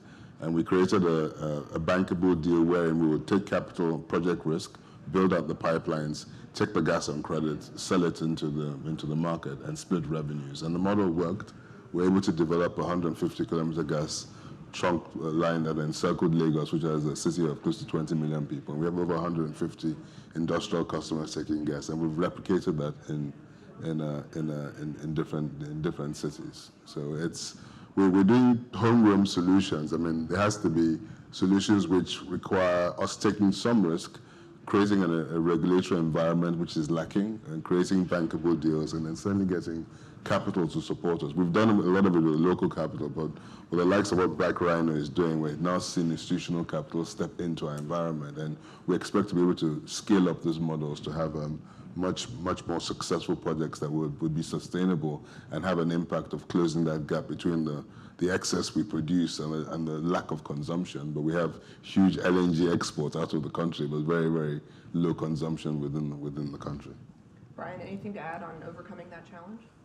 I agree with everything that Wale is saying. It's an opportunity, one of the long-term opportunity. I mean, if you look to countries like Korea and Japan, China, at the explosion of their LNG imports, to have a country like Nigeria or Angola who are sitting on natural gas reserves and have a fraction of the consumption, is a shame, to be honest. But it has to be encouraged. I think Africa, in general, suffers with a misconception on what is a bankable price for consumption of gas. To have Korea, importing 38 million tons a year at probably $10 or $11, and people in Nigeria are afraid of moving it from sort of $2 to $3.50. It's an argument that's sort of wasting time, where a lot of good could be coming on the back of that investment. And the Vice President mentioned another angle to this, which was the mismatch of crude grades between the different countries, and that the refiners in his country process heavy oil, but the oil production is lighter. So how do you see this question at BP of the mismatch between the different countries and, Well, if you look at worldwide refining capacity, there's refining capacity shut in, the order of maybe 6 or 7 million barrels a day. So sometimes it's very difficult for oil companies to find the opportunity to invest in additional refining capacity when worldwide capacity already exists. But at a local level or regional or national level, there are often geopolitical, or actually simply political and energy security aspects that I think make projects more possible, the sort of projects Wally has been referring to. The matching of crude grades is a fascinating one. One of the wonderful advantages of Angolan oil is it is very light, very sweet crude, and is very attractive to refiners around the world. So I think the challenge of balancing is very local. It has political as well as energy security aspects to it. Mm-hmm. To zoom out a bit, you mentioned the light sweet crude. Obviously, the U.S. is producing a lot of that right now as well, but you have the U.S. entering into this trade war with China, and China dialing back its imports of U.S. crude. Does Angola look at that as an opportunity ahead? Well, absolutely, and a significant majority of Angolan crude already supplies China, and the multitude of modest-scale refineries that have grown up on the Chinese coastline over the last 5 to 10 years.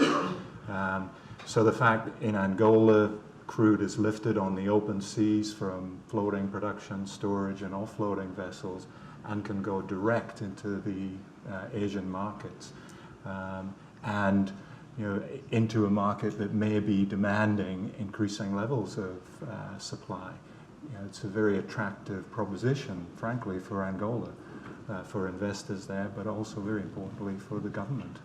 And that's a big opportunity right now. A challenge on the flip side would be Venezuela, which did import a lot of light oil, and that's just crashing right now. Obviously the economy is in free fall, and the oil production as well.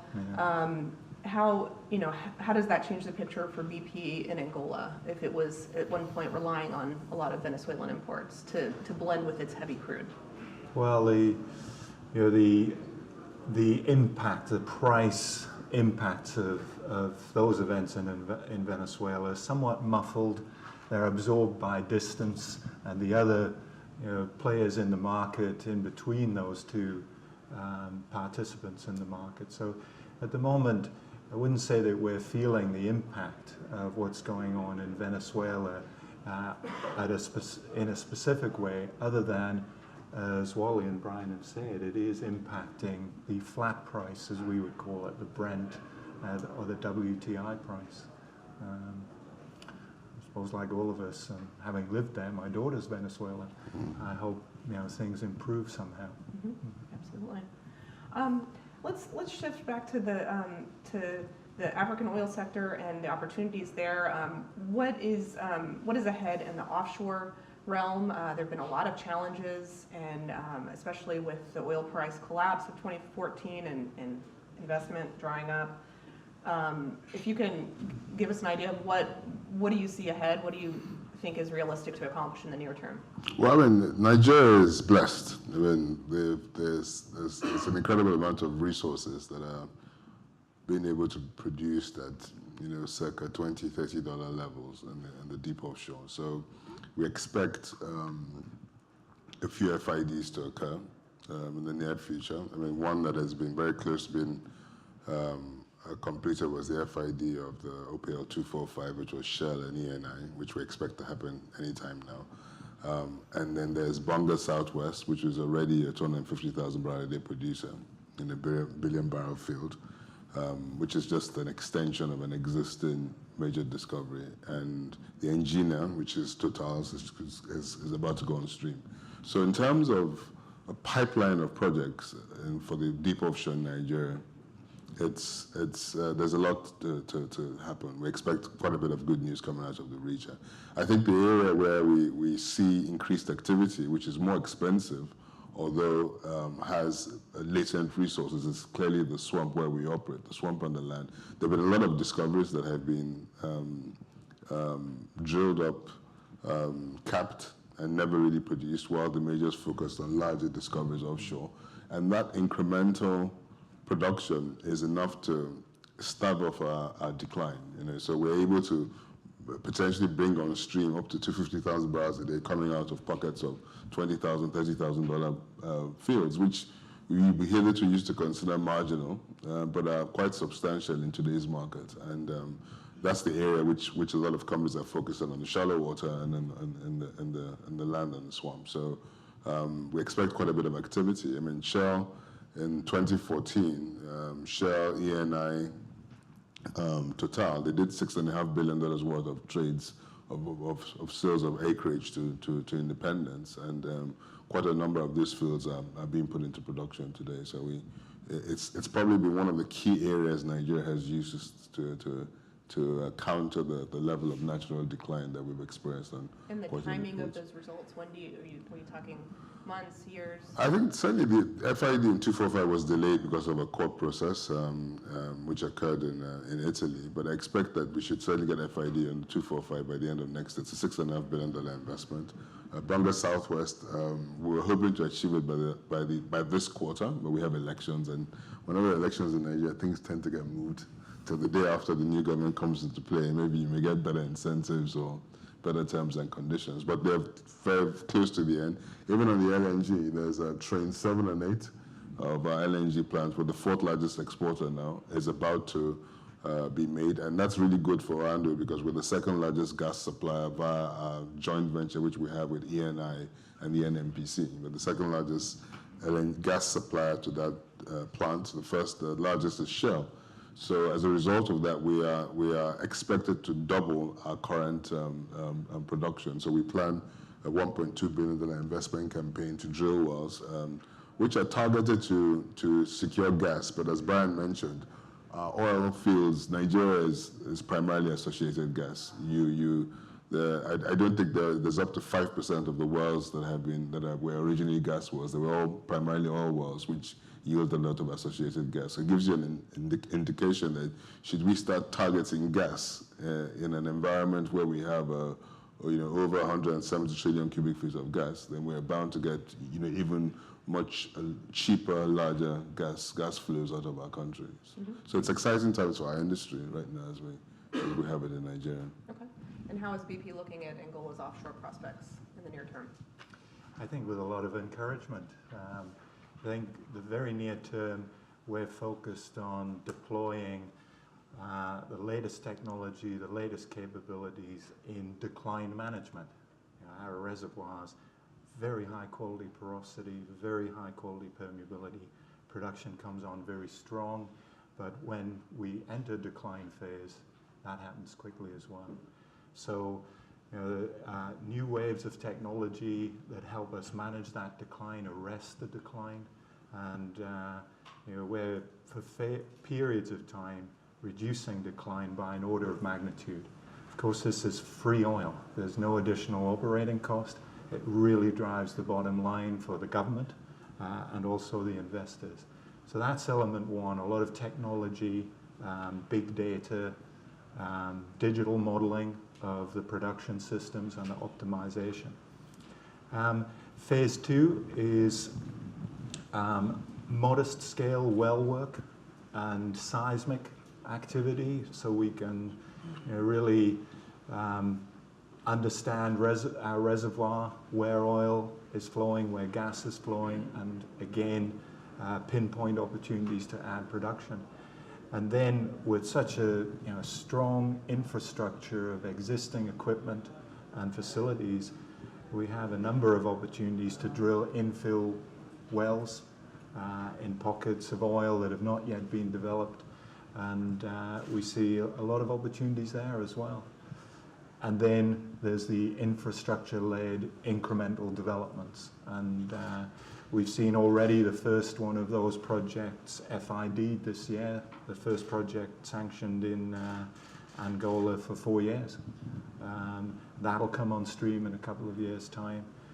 And then there remains at least 2 significant exploration opportunities in Angola that the industry and certainly my company, BP, are very interested in.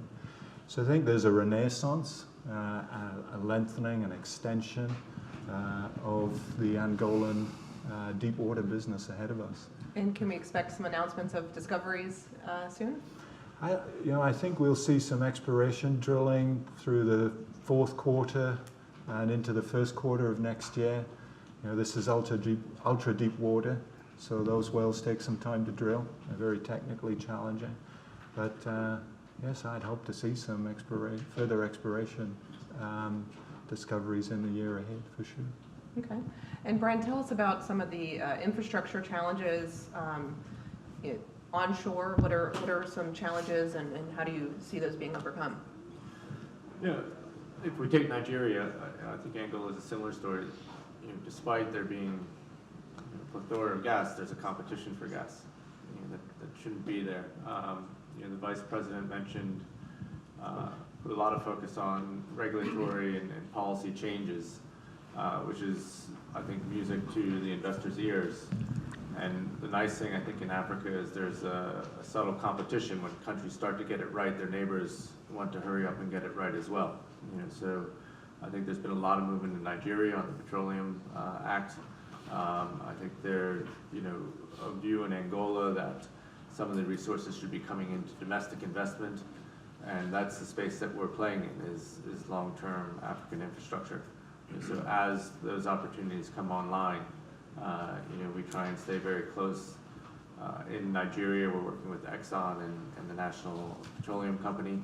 So we really want to sort of expand on the national presence of some of the IOCs wherever possible. Angola is an interesting country because we never thought about domestic opportunities as an infrastructure developer. You looked at hydro, you looked at solar, but never gas. But now there's a lot of discussion on refining and natural gas usage and exploiting the large sovereign wealth fund there to do that. So we're quite optimistic on that. Okay, and just to enliven the discussion a little bit, going to kind of provoke some conflict here. Hope you take it in good humor. So Equatorial Guinea's oil minister said earlier this month that oil majors are like big elephants. They're very slow. And he was kind of making the point that that the return of oil majors to Africa, to African exploration projects, will slow down the pace of new discoveries. So I'll give BP a chance to knock that down first, but I'd also like to hear what you say, Owale. Well, I mean, if you're not in Nigeria in the oil industry, you're not really in Africa to start with. So I'll stay there. In Nigeria, elephants tend to fly a bit faster. That's why we have the elephant as a national animal in some of our like our flag in the past. And however, the point is that the majors have done quite well in Nigeria.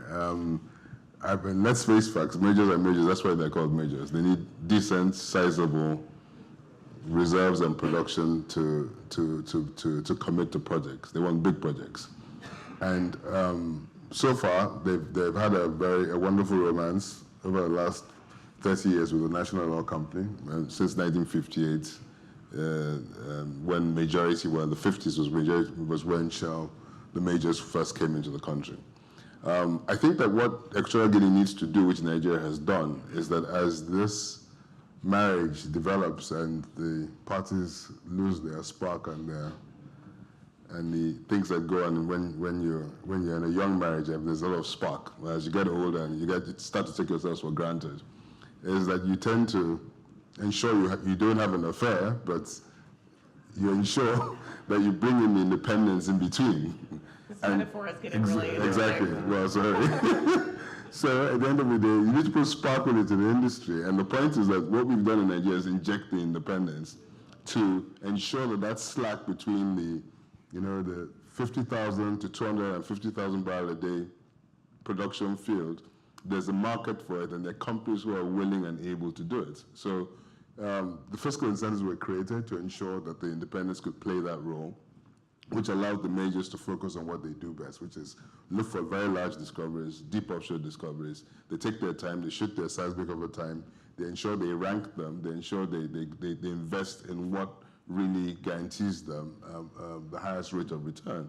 And you need to create a scope for the independence. And other countries have done it successfully. Ghana did it very well. I mean, they created that scope. So the likes of Cosmos had to develop the Jubilee field. Tullow did a wonderful job doing that. We have a joint venture with Cosmos in Equatorial, not in Equatorial, in South Tome and Principe. We have 2 blocks which we're drilling in partnership with them. So I think that there's a role for everybody to play, and the question is really in creating a regulatory framework that certainly ensures that the party there's something in it for everyone, and I think that's the solution around that. Is BP too slow? Well, I think today is the slowest day of the rest of our lives, isn't it? The world is accelerating, and change is accelerating, uncertainty is accelerating, and I think we in BP are very aware of that. I think we can cite a number of examples of approaches that we take that perhaps other companies aren't able to. The scale of risk, the scale of investment requirements, the technology requirements. And it's true, I think companies like BP are very strong in those areas. But we also think about our business for the long term and building on our investments, creating options for the future. And something, in Angola, very interesting things are happening. Partnership between the government, the ministries, the state oil company and industry to revolutionize, and I would say revolutionize, the way the industry works.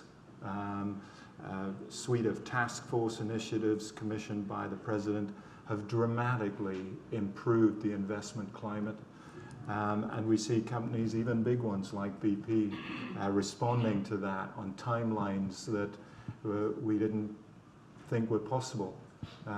So, for example, earlier this year in March, BP in its operations identified a suite of opportunities to intervene in our wells and improve production from them, add maybe 20,000 barrels a day of low-cost incremental production.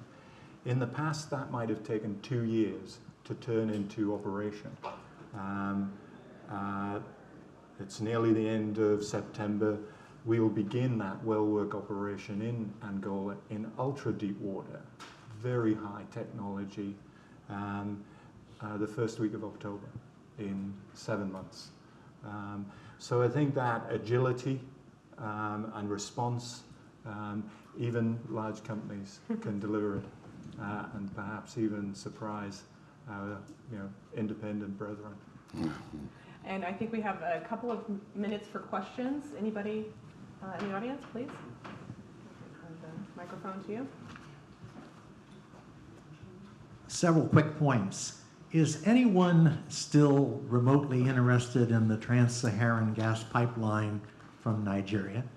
And the other question is, we haven't heard much. A few years ago, there seemed to be great excitement about some oil opportunities in Uganda and, of course, southern Sudan and Chad. I was wondering if you could bring us up to date on what's happening in those locales. First of all, regarding the Trans-Saharan pipeline, there is certainly interest. I know that the Nigerian president visited Morocco and they signed an MOU, I think it was 3 months ago, again, to reactivate the project in terms of the studies. However, I know it's going to happen, but the question is, it's not going to happen in the near future.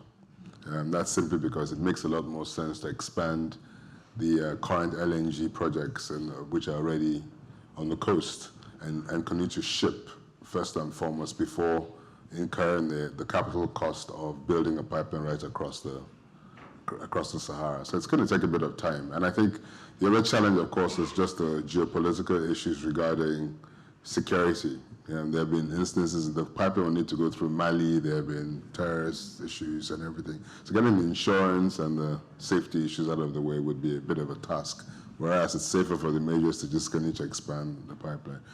Regarding Chad, it's active. I mean, the Dobu pipeline was built, ExxonMobil did it.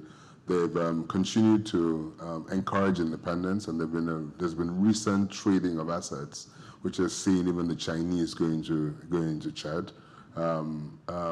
Uganda, there's been quite a bit of activity as well on the offshore side, but so far, I think the discoveries have been around the Lake Victoria. Tolos did a successful thing together with ENI farmed in, and they're developing.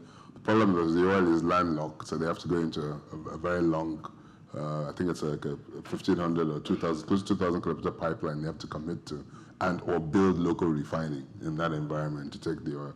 There's the discoveries offshore Uganda and Kenya, which tend to be have been more gas than oil. But there are independents who have been active in that area who are now eventually attracting the majors into it. So there's activity. There's a big conference in the Africa Oil and Gas Week in Cape Town, first week of November. And I think that you will hear quite a bit of what's going on in terms of the developments in Eastern Africa. It's still frontier territory, but it's got very good prospects. And I think at $80 oil, it starts to look interesting again as people start to figure out where they're going to get the replacement of their reserves from. Stephen, will we see $100 oil this fourth quarter? Gosh, if I knew the answer to that, I'd be a wealthy man. I think, so I don't know the answer to that, and one of the things that in BP we concentrate on is we're interested in those issues of discipline and control, and then we're not dependent on the price. Forecasting the price and responding to movements in oil price with your investment programs and so on. We've seen the industry go through boom and bust cycles repeatedly, and it's not a recipe for long-term success. So we're concentrating on ensuring we have the right cost framework, the right disciplined investment framework, and the oil price is an outcome for us.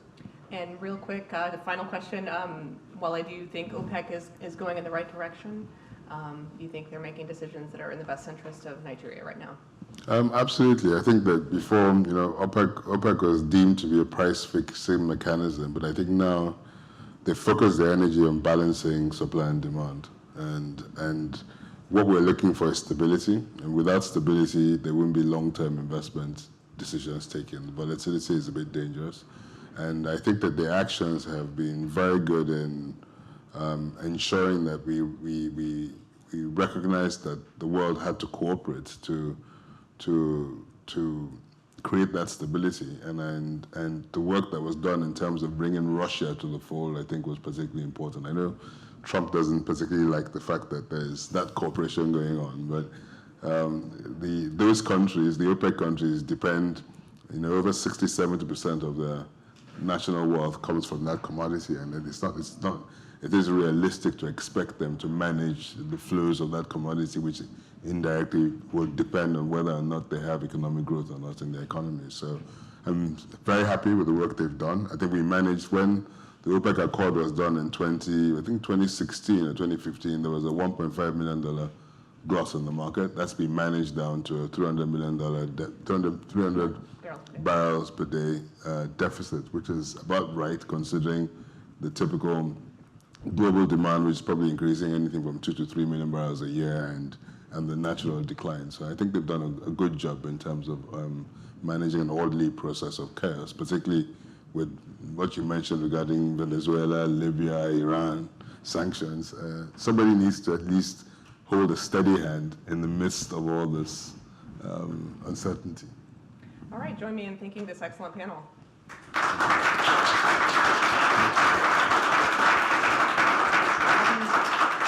We're going right into the keynote.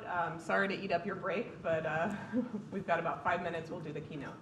In last year's Energy Access Report, the IEA predicted that the energy access rate in sub-Saharan Africa will grow to 59% in 2030 from 43% in 2016. But of the 674 million people still without access to electricity in 2030, 90% live in sub-Saharan Africa. But this is an urgent challenge for us to address, and Power Africa is playing a crucial role. Power Africa was launched in 2013 with the mission of doubling access to electricity and set the ambitious goal of increasing installed generation capacity by 30,000 megawatts by 2030. Andrew Herscowitz has been the coordinator of the Power Africa program since 2013. Mr. Herscowitz, the floor is yours, and he'll take a few questions afterwards as well.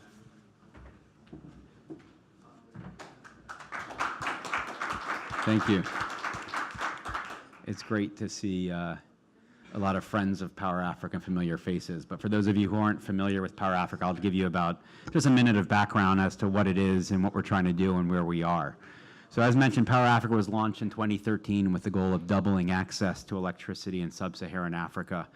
We set the goal of adding 30,000 megawatts of new energy, of new power generation, and 60 million new electrical connections. And where we are so far is we've helped 117 power projects reach financial close that comprise over 9,500 megawatts, or that will be 9,500 megawatts of new power, and have helped add approximately over 12 million connections, which means there are over 50 million people in sub-Saharan Africa who have access to electricity for the first time since Power Africa was launched.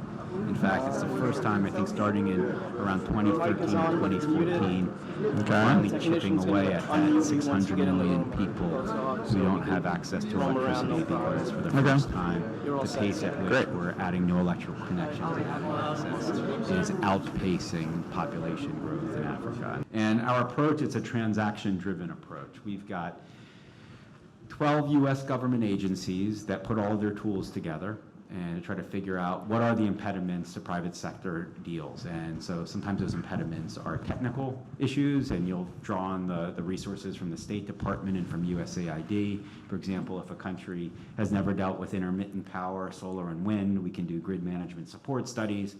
It may be a financing issue. In those cases, we can look to OPIC and sometimes to USAID, Exim Bank to provide financing for the project. Sometimes it's political. You often will need the ambassador to pick up the phone and give a call to the president or the minister of power or the prime minister and say, hey, can you move on this? And that happened with the Azora gas project in Ghana, which had been stuck for months and months because the government was insisting on a certain arbitration clause that was holding it up, and we were able to get a political push to move beyond that. So we've drawn all these tools from the U.S. government agencies, plus we also have 17 development partners, including the governments of France and Norway, Sweden, the UK, the EU, Canada, Japan, Korea, Israel, the World Bank, the African Development Bank, and other development partners as well. And we have 140 private sector partners. So this is an initiative that is meant to have the private sector make a commitment to doing the development. Unlike other business models, what Power Africa seeks to do is get the private sector to develop the infrastructure and not saddle host governments with sovereign debt. It's a very, very different model, which we've been pushing all along. And you look at the 117 projects that have reached financial close. If you tally up the value of those projects, that's real money, not just the, we have $54 million in commitments from our partners, but the actual value of the projects that have reached financial close is over $18 billion. That's $18 billion that host governments do not owe to other governments. That's $18 billion. In some cases, there obviously is an impact when the governments give guarantees, but the cost of a guarantee is significantly less than paying off a loan. And that's our model, and that's what's really seems to be working. We also take an all of the above technology approach. If you count up the megawatts, the vast majority of the megawatts come from fossil fuels, but if you count up the number of projects, the vast majority involve renewable technologies. And hopefully a lot of those renewable technologies, as they become more and more cost effective, we'll see those megawatts grow more and more. But right now, countries are doing some of the first projects for the very, very first time. So what have we learned? We've learned quite a bit. This is an extremely frustrating job. It's, you know, I really didn't like it in the beginning. I like it now, but my frustrations grow quite a bit, because what I see is that we've done a good job of getting all the players together and working together and getting an assessment of the space. But where we see problems are when governments are changing the rules of the game. It's an issue of capacity, both, you know, the involuntary incapacity, which means, you know, people who just simply don't have the knowledge or the familiarity with technologies, business models, things like that.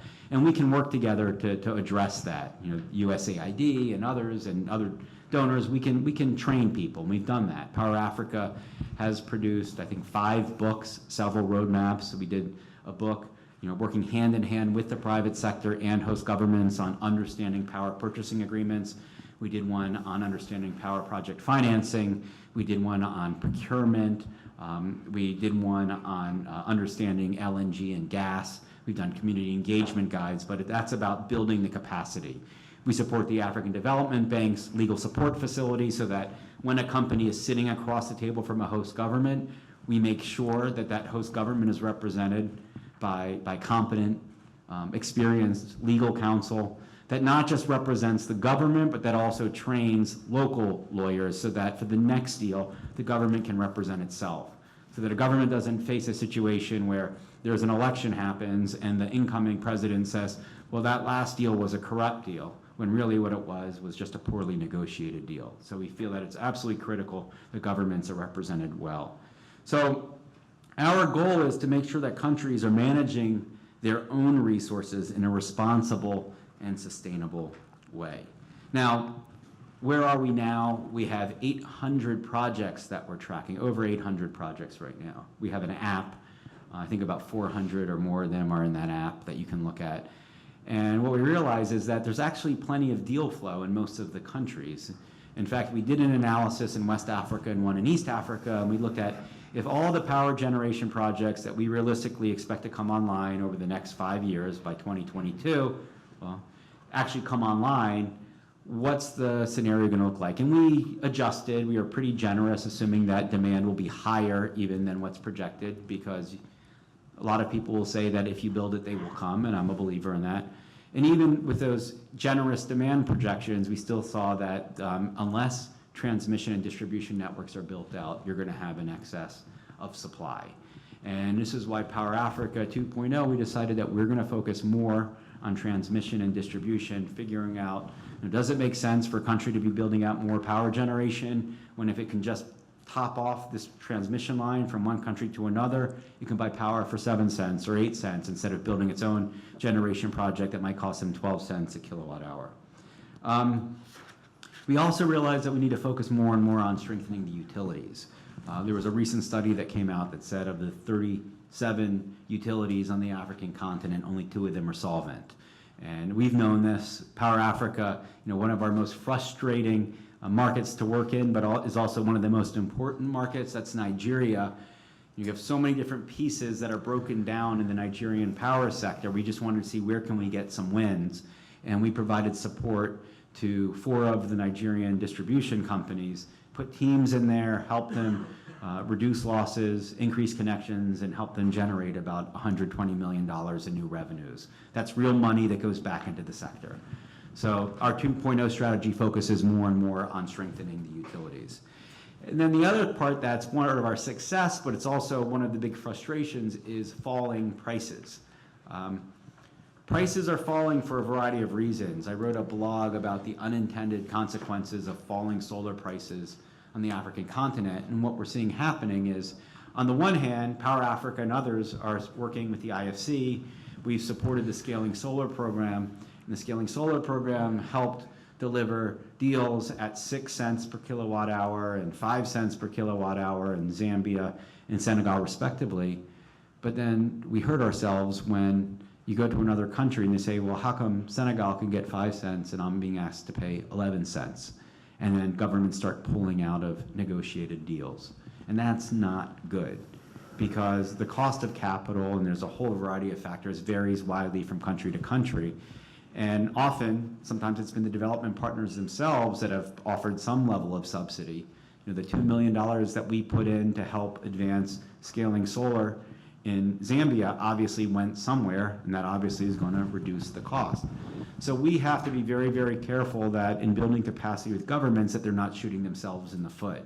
There's a whole group of people who will tell you, and people who have been working in the sector longer than I have, who will tell you that competitive tendering, you should always move with competitive tendering no matter what. I disagree. Even within my own team, we have disagreements on this. I'm a strong, I'm strongly of the view that a country needs to get some deals across the finish line to demonstrate to the market that your country is a good place to do business. The reason that Senegal was able to get at 5-cent solar was because a lot of people bid on that project. And why did they bid on that project? And why were they able to get a lower cost of capital? Because Senegal had moved forward with a few solar projects on a negotiated basis. There's no excuse, frankly, for a country to enter into a really bad deal right now. There's so much information out there. I mean, you have to literally have your head, in the ground, in the sand, if you're going to negotiate a really bad deal. There's so many people out there who can help, Power Africa can help and say, yeah, you shouldn't be paying 25 cents a kilowatt hour for solar. If you're somewhere between 7 and 15, you should be talking and figuring out, be transparent.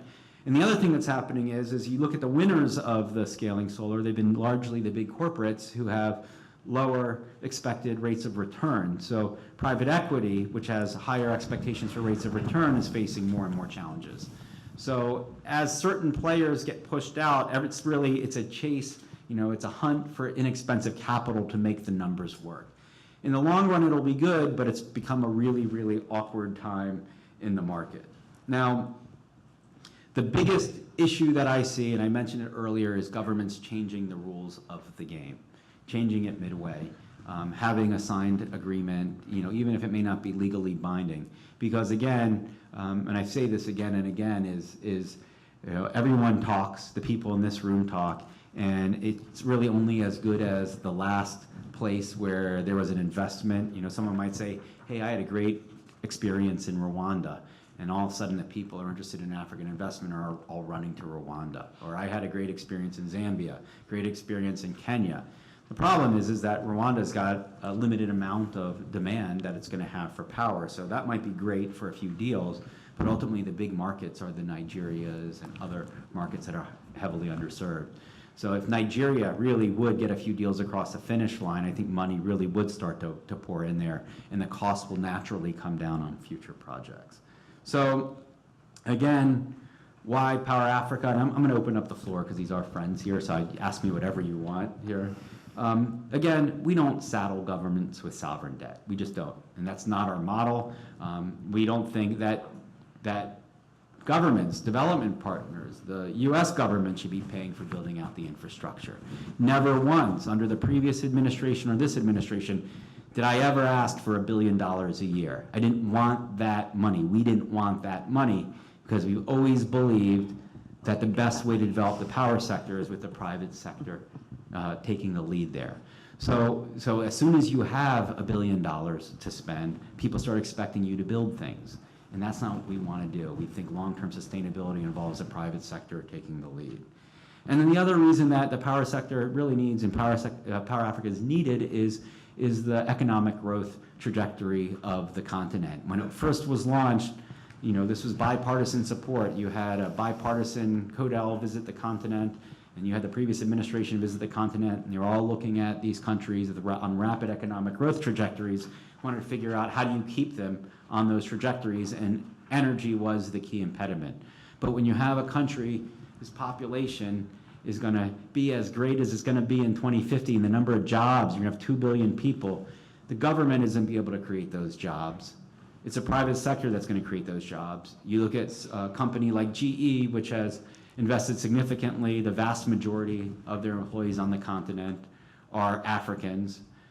You look at the 25 renewable projects that we just supported in South Africa that reached financial close that will generate about over 2,000 megawatts. Those projects are going to generate about, expected to create 60,000 jobs. If we end up playing a role in helping the South Africans develop their gas to power plan, working with Mozambique. We did a roadmap for Southern Africa.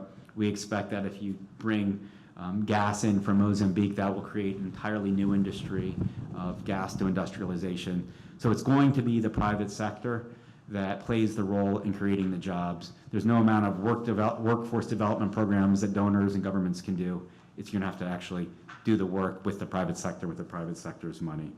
And then finally, why are we doing what we're doing? Because frankly, it's the right thing to do. You still have 600 million people who don't have access to electricity. It's inexcusable. A lot of our connections come from solar lanterns. We take some heat for that, but and we've decided to cap the number of solar lanterns that we're going to count. But you can't argue with the fact that having a solar lantern completely transforms people's lives. We have a video we'll release shortly that we went to the field and you saw people who are fishing at night, who are herding cattle at night, who are studying at night, who are walking safely at night, beating, and it's creating a whole new economy instead of people using kerosene. So with that, I'd like to open up the floor to any questions that you may have. Yes, and please identify yourself too. Charlie Ebinger with the Atlantic Council. What experience have you had in effectiveness in terms of dealing with the whole issue of power theft, meter readers being bribed, et cetera, particularly to get private sector investment in the distribution sector? So that was actually what our Nigeria program involved. It put teams of people in the distribution companies, at 4 of them, and they would go in and they would physically disconnect people who were not paying, sometimes even government entities. And there were people who crawled over fences at night or showed other people how to crawl over the fence at night and how to disconnect people. And suddenly, there's $120 million in new revenues that are being generated in the distribution companies. It's basic hard work and enforcement. I even think there's a role for civil society. You know, a lot of people think like, oh, well, you got to make sure you engage civil society in all these power projects. And yeah, I agree with that. We have civil society partners. We developed this community engagement guide in Kenya, making sure that civil society organizations and local communities are engaged in the development of projects. But civil society can also play a key role in educating people about why it's important that they pay for power. Yes. Dick Morningstar, founding chairman of the Global Energy Center at the Atlantic Council. I'd like to ask a little more on capacity and capacity training that you talked about in some of our other work. Best price isn't going to be the best price, and sometimes you need to just get a deal across the finish line. I'm not saying you should do a bad deal, but what's a bad deal, right? Is it something as saying that no matter what, let's have something done? Is it something that I overheard? Yeah, it's exactly what I said. I said get something done. Okay. Get a project done. Doesn't mean that it should be a terrible project, but I often will say sometimes you want to go to the high school prom. You're not necessarily going to get the best date. Just get a date, and maybe next time. So my question, I do believe that proposition is problematic. Okay. Because this is encouraging corruption in Africa. Because at the end of the day, it is saying, we in America, we are ready to close our eyes, do something, and we come and support you. And many projects in the oil and gas, especially in Senegal, are riddled with corruption. And the rules and regulation of ethics under FCPA and others are being disregarded. So I think the type of message to be sent should be much more clearer to avoid really encouraging the forces at the end of the day that will not create the conducive environment that you seem to be looking for, because you would want to have the private sector to come on board and do the job. Because if you allow that aspect, it's a problem, I think. That's my strong conviction, and I'm defending that publicly across Africa. That's the first question. Okay. Secondly, you mentioned that you are helping build capacity, which is good, again. But at the end of the day, people will be speaking out, making sure that the climate is conducive in Africa. I don't know if you would want to carry them on board. They should not be the younger generation, but private people, individuals like me and others, who should be, because I think there is a disconnect between those who should be speaking out and their level of education. The world has changed, and Africa is discovering these resources. People who are speaking, whether politicians and others, are not within the fold of their training. The younger generation, somehow I call them the MBA-driven people who are only looking for salaries. I think that's the second question I would want. Are you open to other people, not the traditional fold of people you would want to recruit? But the first question is the most important. So if the first question, I don't think is a question, it's a comment, and I think we actually agree, because what country, where's the FCPA come from? The United States. And if you don't think that compliance with the FCPA makes sure that you have a better deal than coming from a country that doesn't have the FCPA, where you don't have to comply, we're watching this happen again and again and again, where U.S. companies are getting undercut by other companies from other countries. And often the complaint will be the cost of making sure that we adhere to international social and environmental and anti-corruption standards drives up our cost. But do you want to enter into the best deal, or do you want to enter into the least expensive deal? And that's why I'm saying it's important for countries to enter into some deal to show you are a good place to do business. Because if you don't, the only people you're going to attract are often shady investors that don't care about social and environmental compliance, don't care about anti-corruption, and you're just going to perpetuate that. So I think we agree the importance of making sure there's a strong enabling environment, because that's one of our key focuses. This is why we're building capacity to make sure that Africans are controlling their own resources, making their own decisions, but are also familiar with safeguards for making sure for negotiations and tendering processes. Thank you, Andy. We are going to transition to the panel, but join us in thanking your new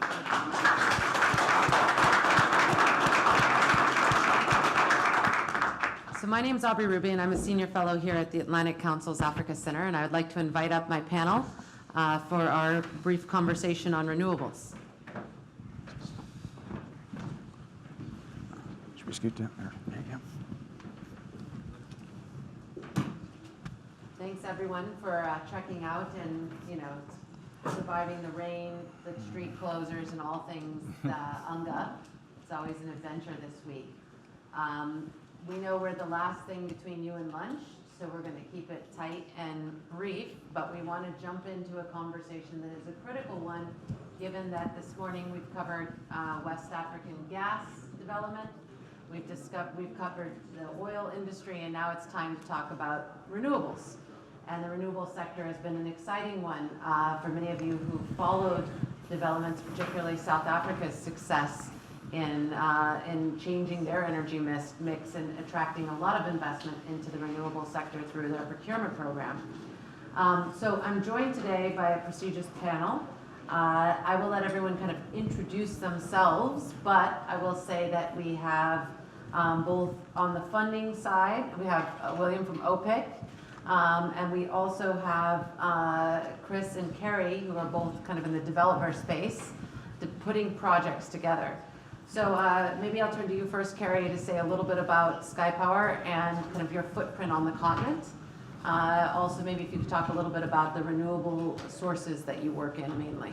And then we'll go down the line and we'll have a conversation. So SkyPower is a solar company, and we have a material footprint on many continents. We love Africa, and we think there's tremendous potential. I do agree with Andy that it's imperative to do something, because when you have 600 or 700 million people that don't have power, we have to find a way to empower these people. And that's really what SkyPower is focused on, in accordance with the laws of the United States, UK, and Canada with respect to anti-corruption. We are strong supporters of Transparency International. We believe there's a way to get power in that continent fast and in an honest, fair way. And can you give an example of your kind of a recent project or a flagship project that SkyPower's done in African markets? I think the SkyPower has roughly about 800 megawatts of shovel-ready projects in Africa, in South Africa. We are in both Egypt, Nigeria. We have a project, although facing a lot of headwinds with the recent violence. We believe that Africa as a continent is a tremendous opportunity, but obviously, we have a different way that we approach the market. So it's not, we don't really believe in tenders. Okay. So Chris, let's turn to you on from mainstream side and tell us a little bit about the kind of projects you have, which fuel sources, and what you're excited about in African markets. Sure. I'm head of North America for Mainstream Renewable Power. We're a Dublin, Ireland-based, primarily wind and solar developer. We develop all over the world, Latin America, Asia, and Africa. In Africa, to date, in sub-Saharan Africa, we developed approximately 600 megawatts of projects. About 380 of those are in operation, and around 300 or so are late-stage development or construction. Most of our projects are wind.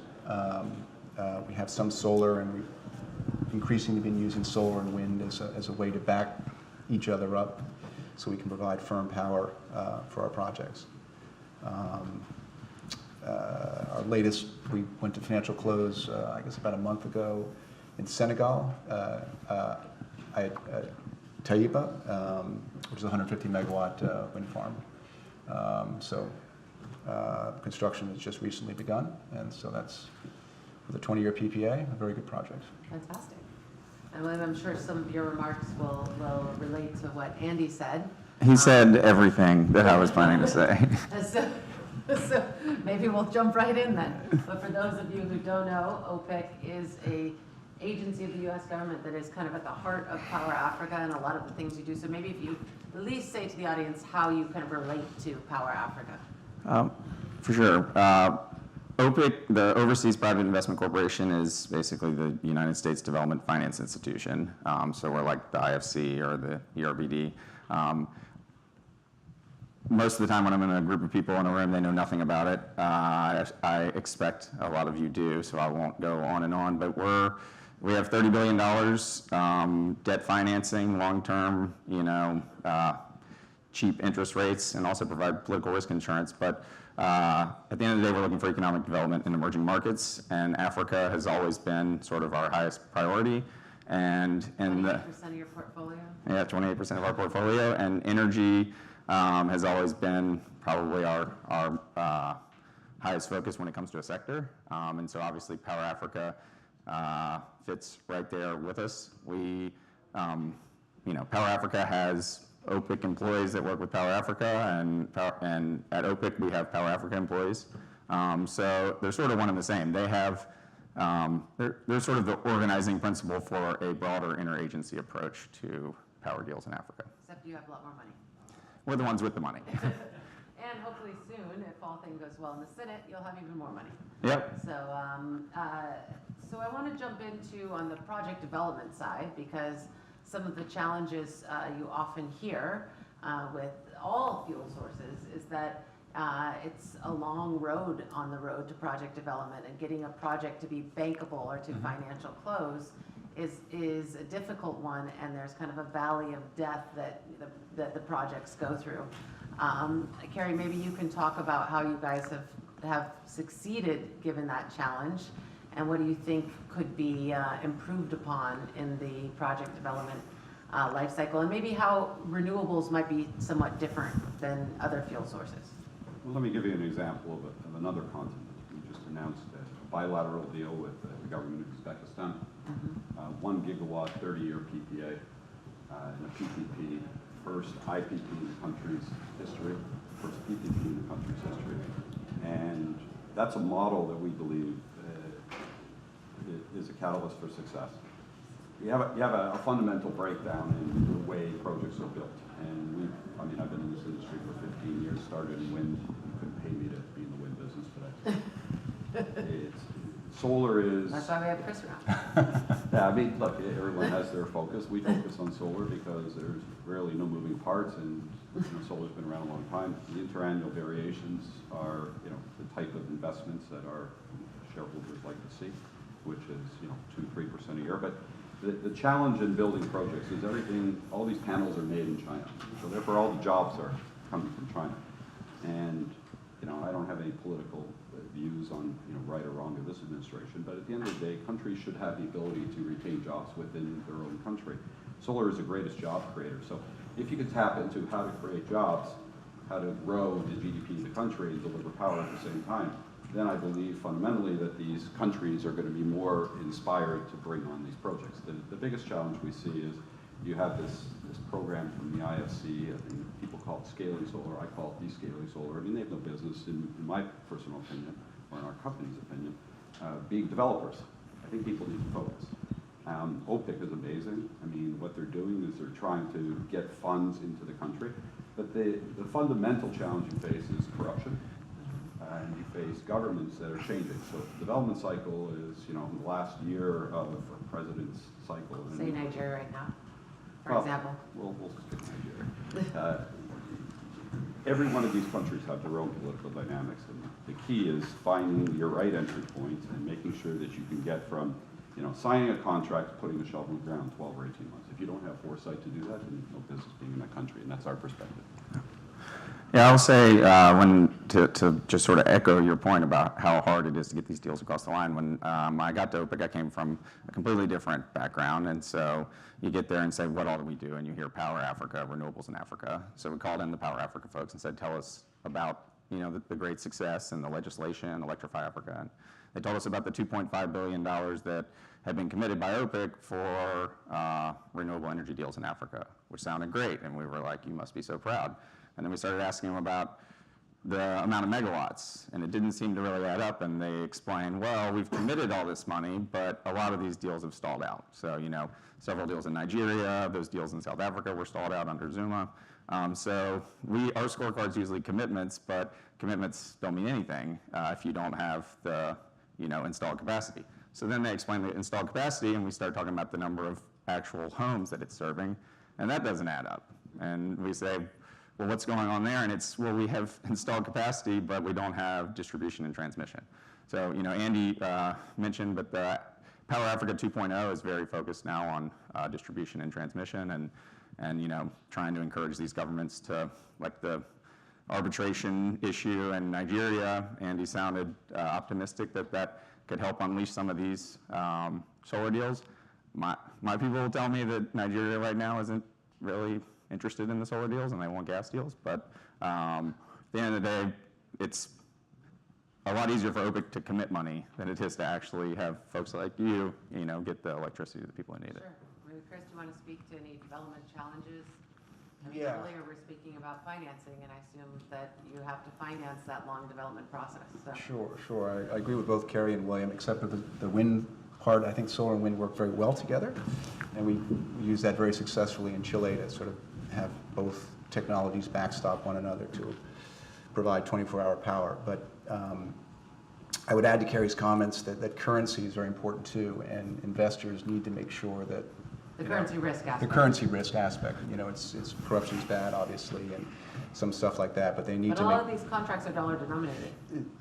Some are, some aren't. But just even converting local currencies into dollars, or which is what's exported, can be difficult and challenging. There's not enough currency reserves, so that's where folks like OPIC can come in handy, or the IFC can come in handy to solve that issue, because there's no shortage of equity capital out there that wants to put money to work. They just need to make sure that they're going to get their money back in a fair return. So one of the challenges I'm hearing here is that it comes from the fact that infrastructure, energy is infrastructure, and often in those cases your counterparty is government, right? And so this is the utilities that Andy was speaking about, and the challenge of utilities being not necessarily creditworthy on the continent. But in the renewables space, there's so much enthusiasm for off-grid solutions or captive power solutions, where you can maybe bypass the issue of government as counterparty. What are your thoughts on those in particular? I mean, Kerry, if you're talking about 1 gigawatt in Uzbekistan, I mean, that's clearly much larger than any kind of off-grid scenario. I think, first of all, you have to pick your focus, and I think that OPIC focuses on financing, which they do, and developers focus on development, and utilities focus on utility. But I mean, the fundamental problem in Africa, you go beyond government, you go beyond any of the political ways in which they're bringing gas or solar.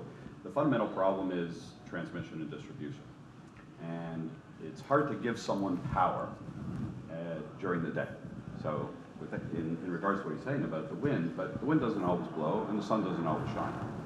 So when you get the base load power, so if you're, let's just say hypothetically that you have the ability to solve the generation problem, which we do. We have the sun, which is highly reliable. The wind is, interannual, could be 10 or 12%. But if you have this distribution system, hypothetically you have a distribution system, you have storage, and you have the sun and maybe some wind, you don't really need to be connected to a grid. So if you had those three pieces and you could provide base load power and say, your cost, your LCOE, your levelized cost over the life was 5 or 6 cents, then you got a lot of people saying this.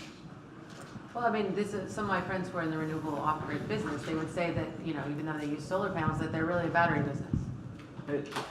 Yes, but because at the end of the day, the storage and but it's getting, all distributed, right? Yeah. I mean, if you build a 100 megawatt plant in the city and you're able to serve 3 or 4 surrounding cities, you could call it distributed. You don't have to plug it into the main grid. Why would you? If the capacity is there and the load is there. So the Sky Power, what we spent the last decade focusing on is that exact solution. And we now have it. We have a transmission distribution system.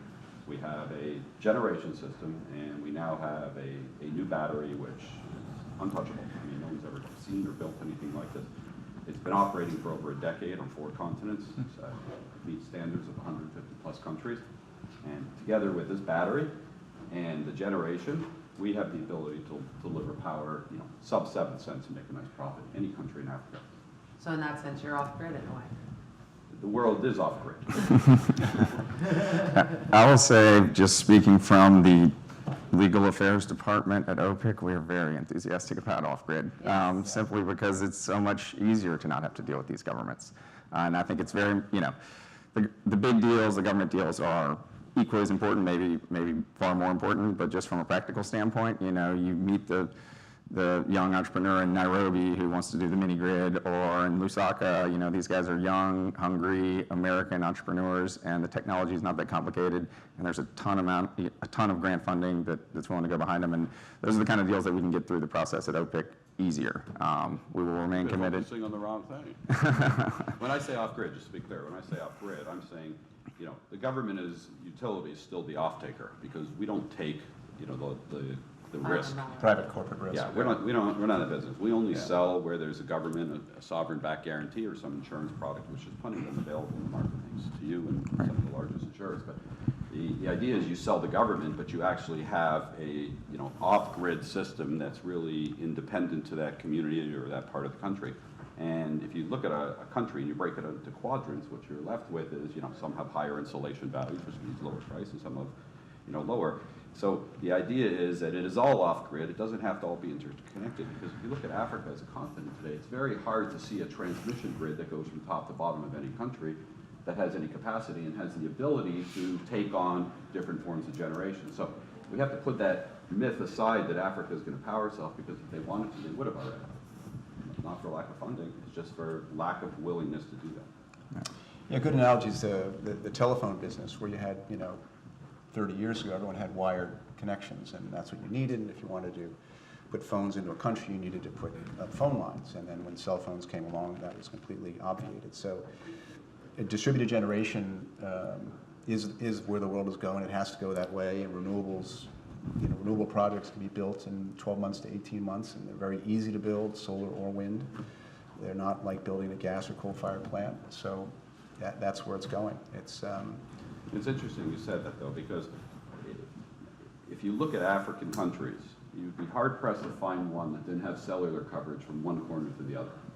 So you got to ask yourself, why is it that the leaders of these countries ensure that there's cellular coverage, but once they have power in their community, their backyard, they seem to stop there?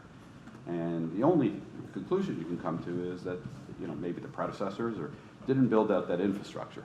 So you either got to make a decision that is, as OPIC and as various governments around the world and aid agencies, that you're going to build out the transmission infrastructure so you can have these solar and wind parks But plug in in. the case of mobile telephony, it was a B2C play. For example, the consumers, the markets, government created a regulatory environment, but they did not build out the massive infrastructure. Look at Saudi Arabia. In 1 year, Mobility went from nothing, just a plan, to 1 million customers. Now, arguably, Nigeria went faster. They have more phones than they have people. But you got to look at Nigeria. I mean, you got a country, 230 odd million people, average age of 20 years old. I've been there, and I got to tell you, I mean, it's a pretty scary place. And you got to ask yourself, do you really want to go to a country that, you know, law and order is not really there, and people, as Andy was saying, are stealing each other's lines and connections. We have this problem in India where, you know, I come in one day and the wires are ripped out. That's India. I mean, you got a country that people have arms, and you've got different, you know, religious factions, and, you know, that country is in a serious situation because they're seeing their cell phones, as you said. They're seeing the rest of the world living a beautiful life, and they don't have power. You have more power in 3 square blocks in New York than you do the entire country. I also spend a lot of time in Nigeria. I don't necessarily think it's scary, but there are challenges to doing business in the power sector.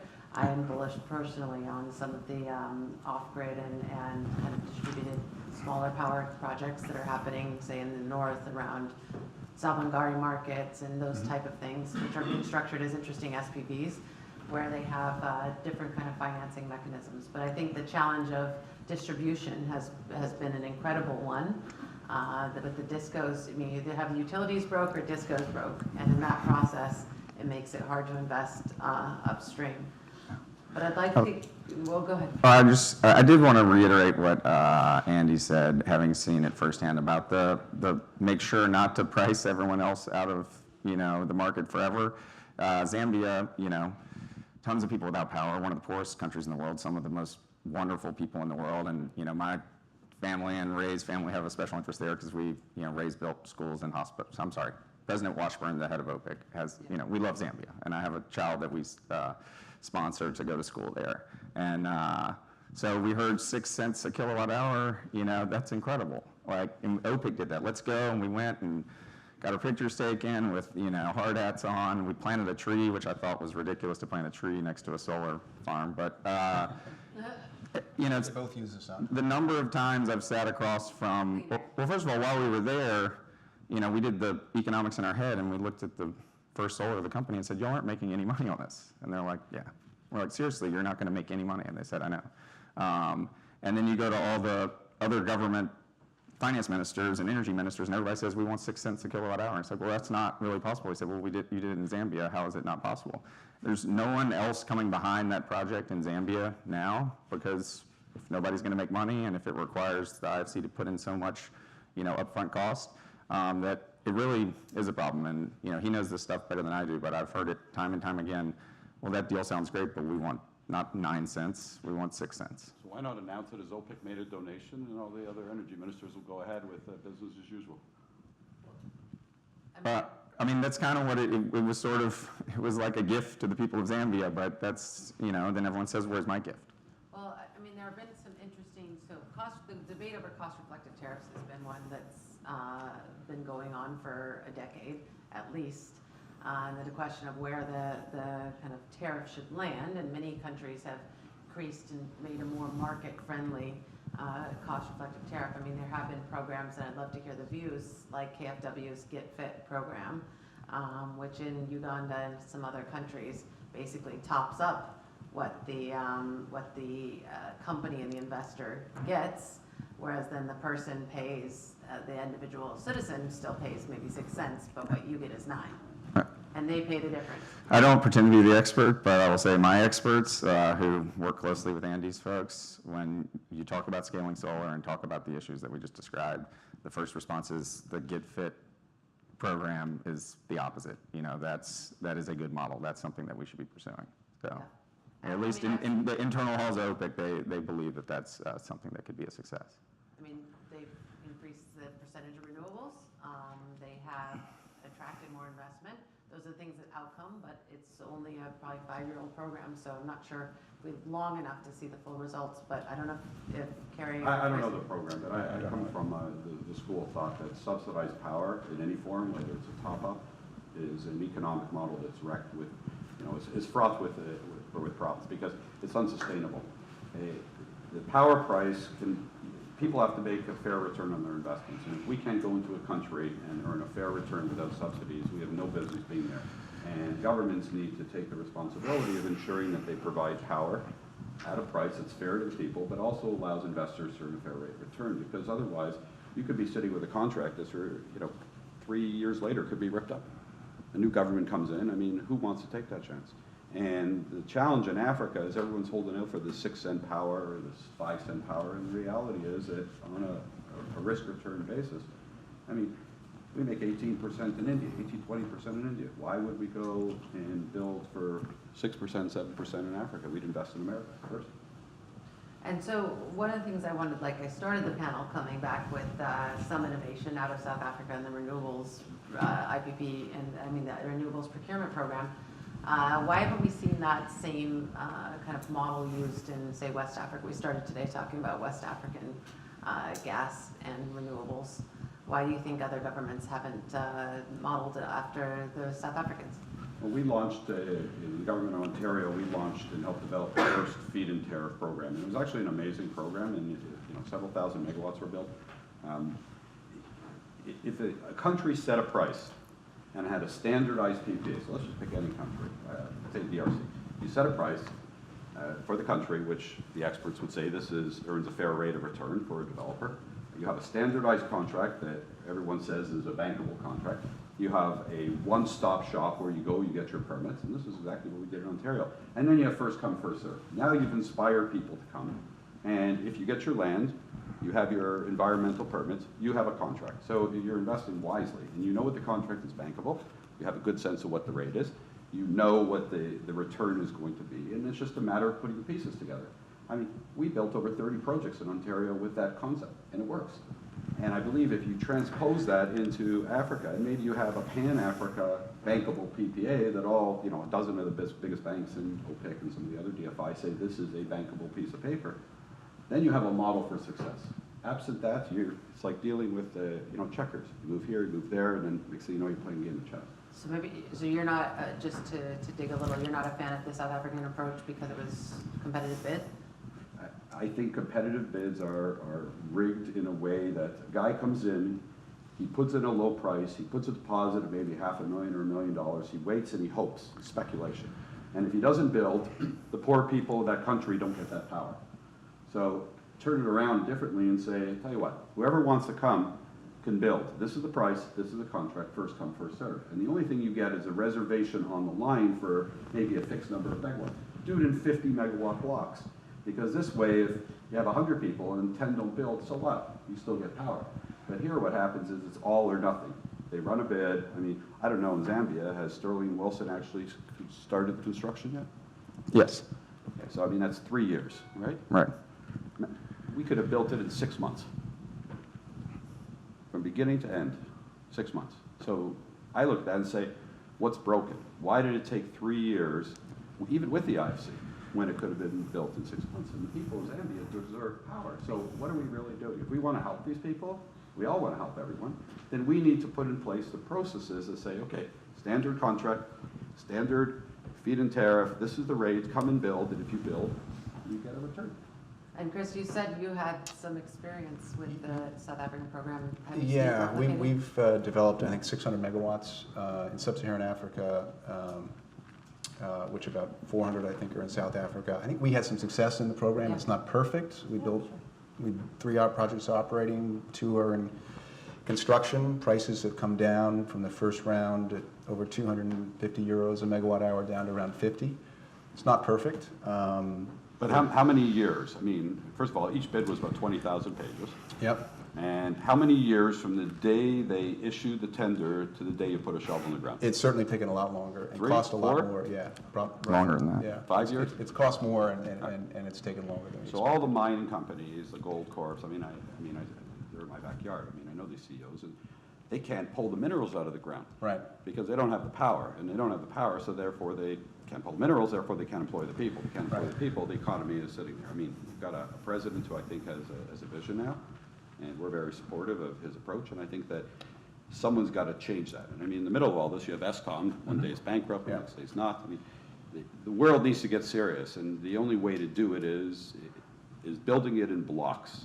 And with people focusing on what they do best and companies focusing, I think there's hope for good parts of Africa. With that, I'd like to take any questions we have for the audience. We know we're on time here and we have lunch ahead of us, so does anyone have any questions for the panel? Please. Charlie Ebinger with the Atlantic Council. Controversial question for OPIC and I guess other donor agencies. Where you have a situation where you know the government has been corrupt on a previous deal, is there any way to simply say we're not playing this game anymore and that country is no longer has an approach that you'll accept? Absolutely. We have complete discretion at OPIC to close down in countries, and there's several countries right now that we have in the closed column for various reasons. Not to mention that MCC, of course, has the process, and a lot of the money that goes to some of the energy projects is coming out of MCC. Yeah, but they have a much higher bar. Yes. I mean, that we go to lots of countries where they cannot go. Sure. Do we have any other questions from the audience? And I love you thought that was a controversial question. I was ready for some Trump question or something, you know. Well, with that, I'd like to thank the panel. It's been a very robust conversation, and I know that Randy has a few words here, and so we'll sit. Shall we sit or do you want to sit? Thank you all. Well, I guess if you want to keep sitting, that's Yeah, fine. Yeah. we'll Thank you all just for run this through. really fascinating and sometimes fiery discussion. And thank you all for staying today. Yeah, let's give them all a hand, please.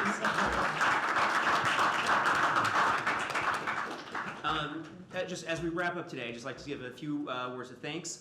Peter Pham and the rest of the Atlantic Council team, Gray Johnson, Reed Blakemore, Johnny Gass, James Doley, Tom Knoll, Aubrey here, Bronwyn, helped really bring this conference together.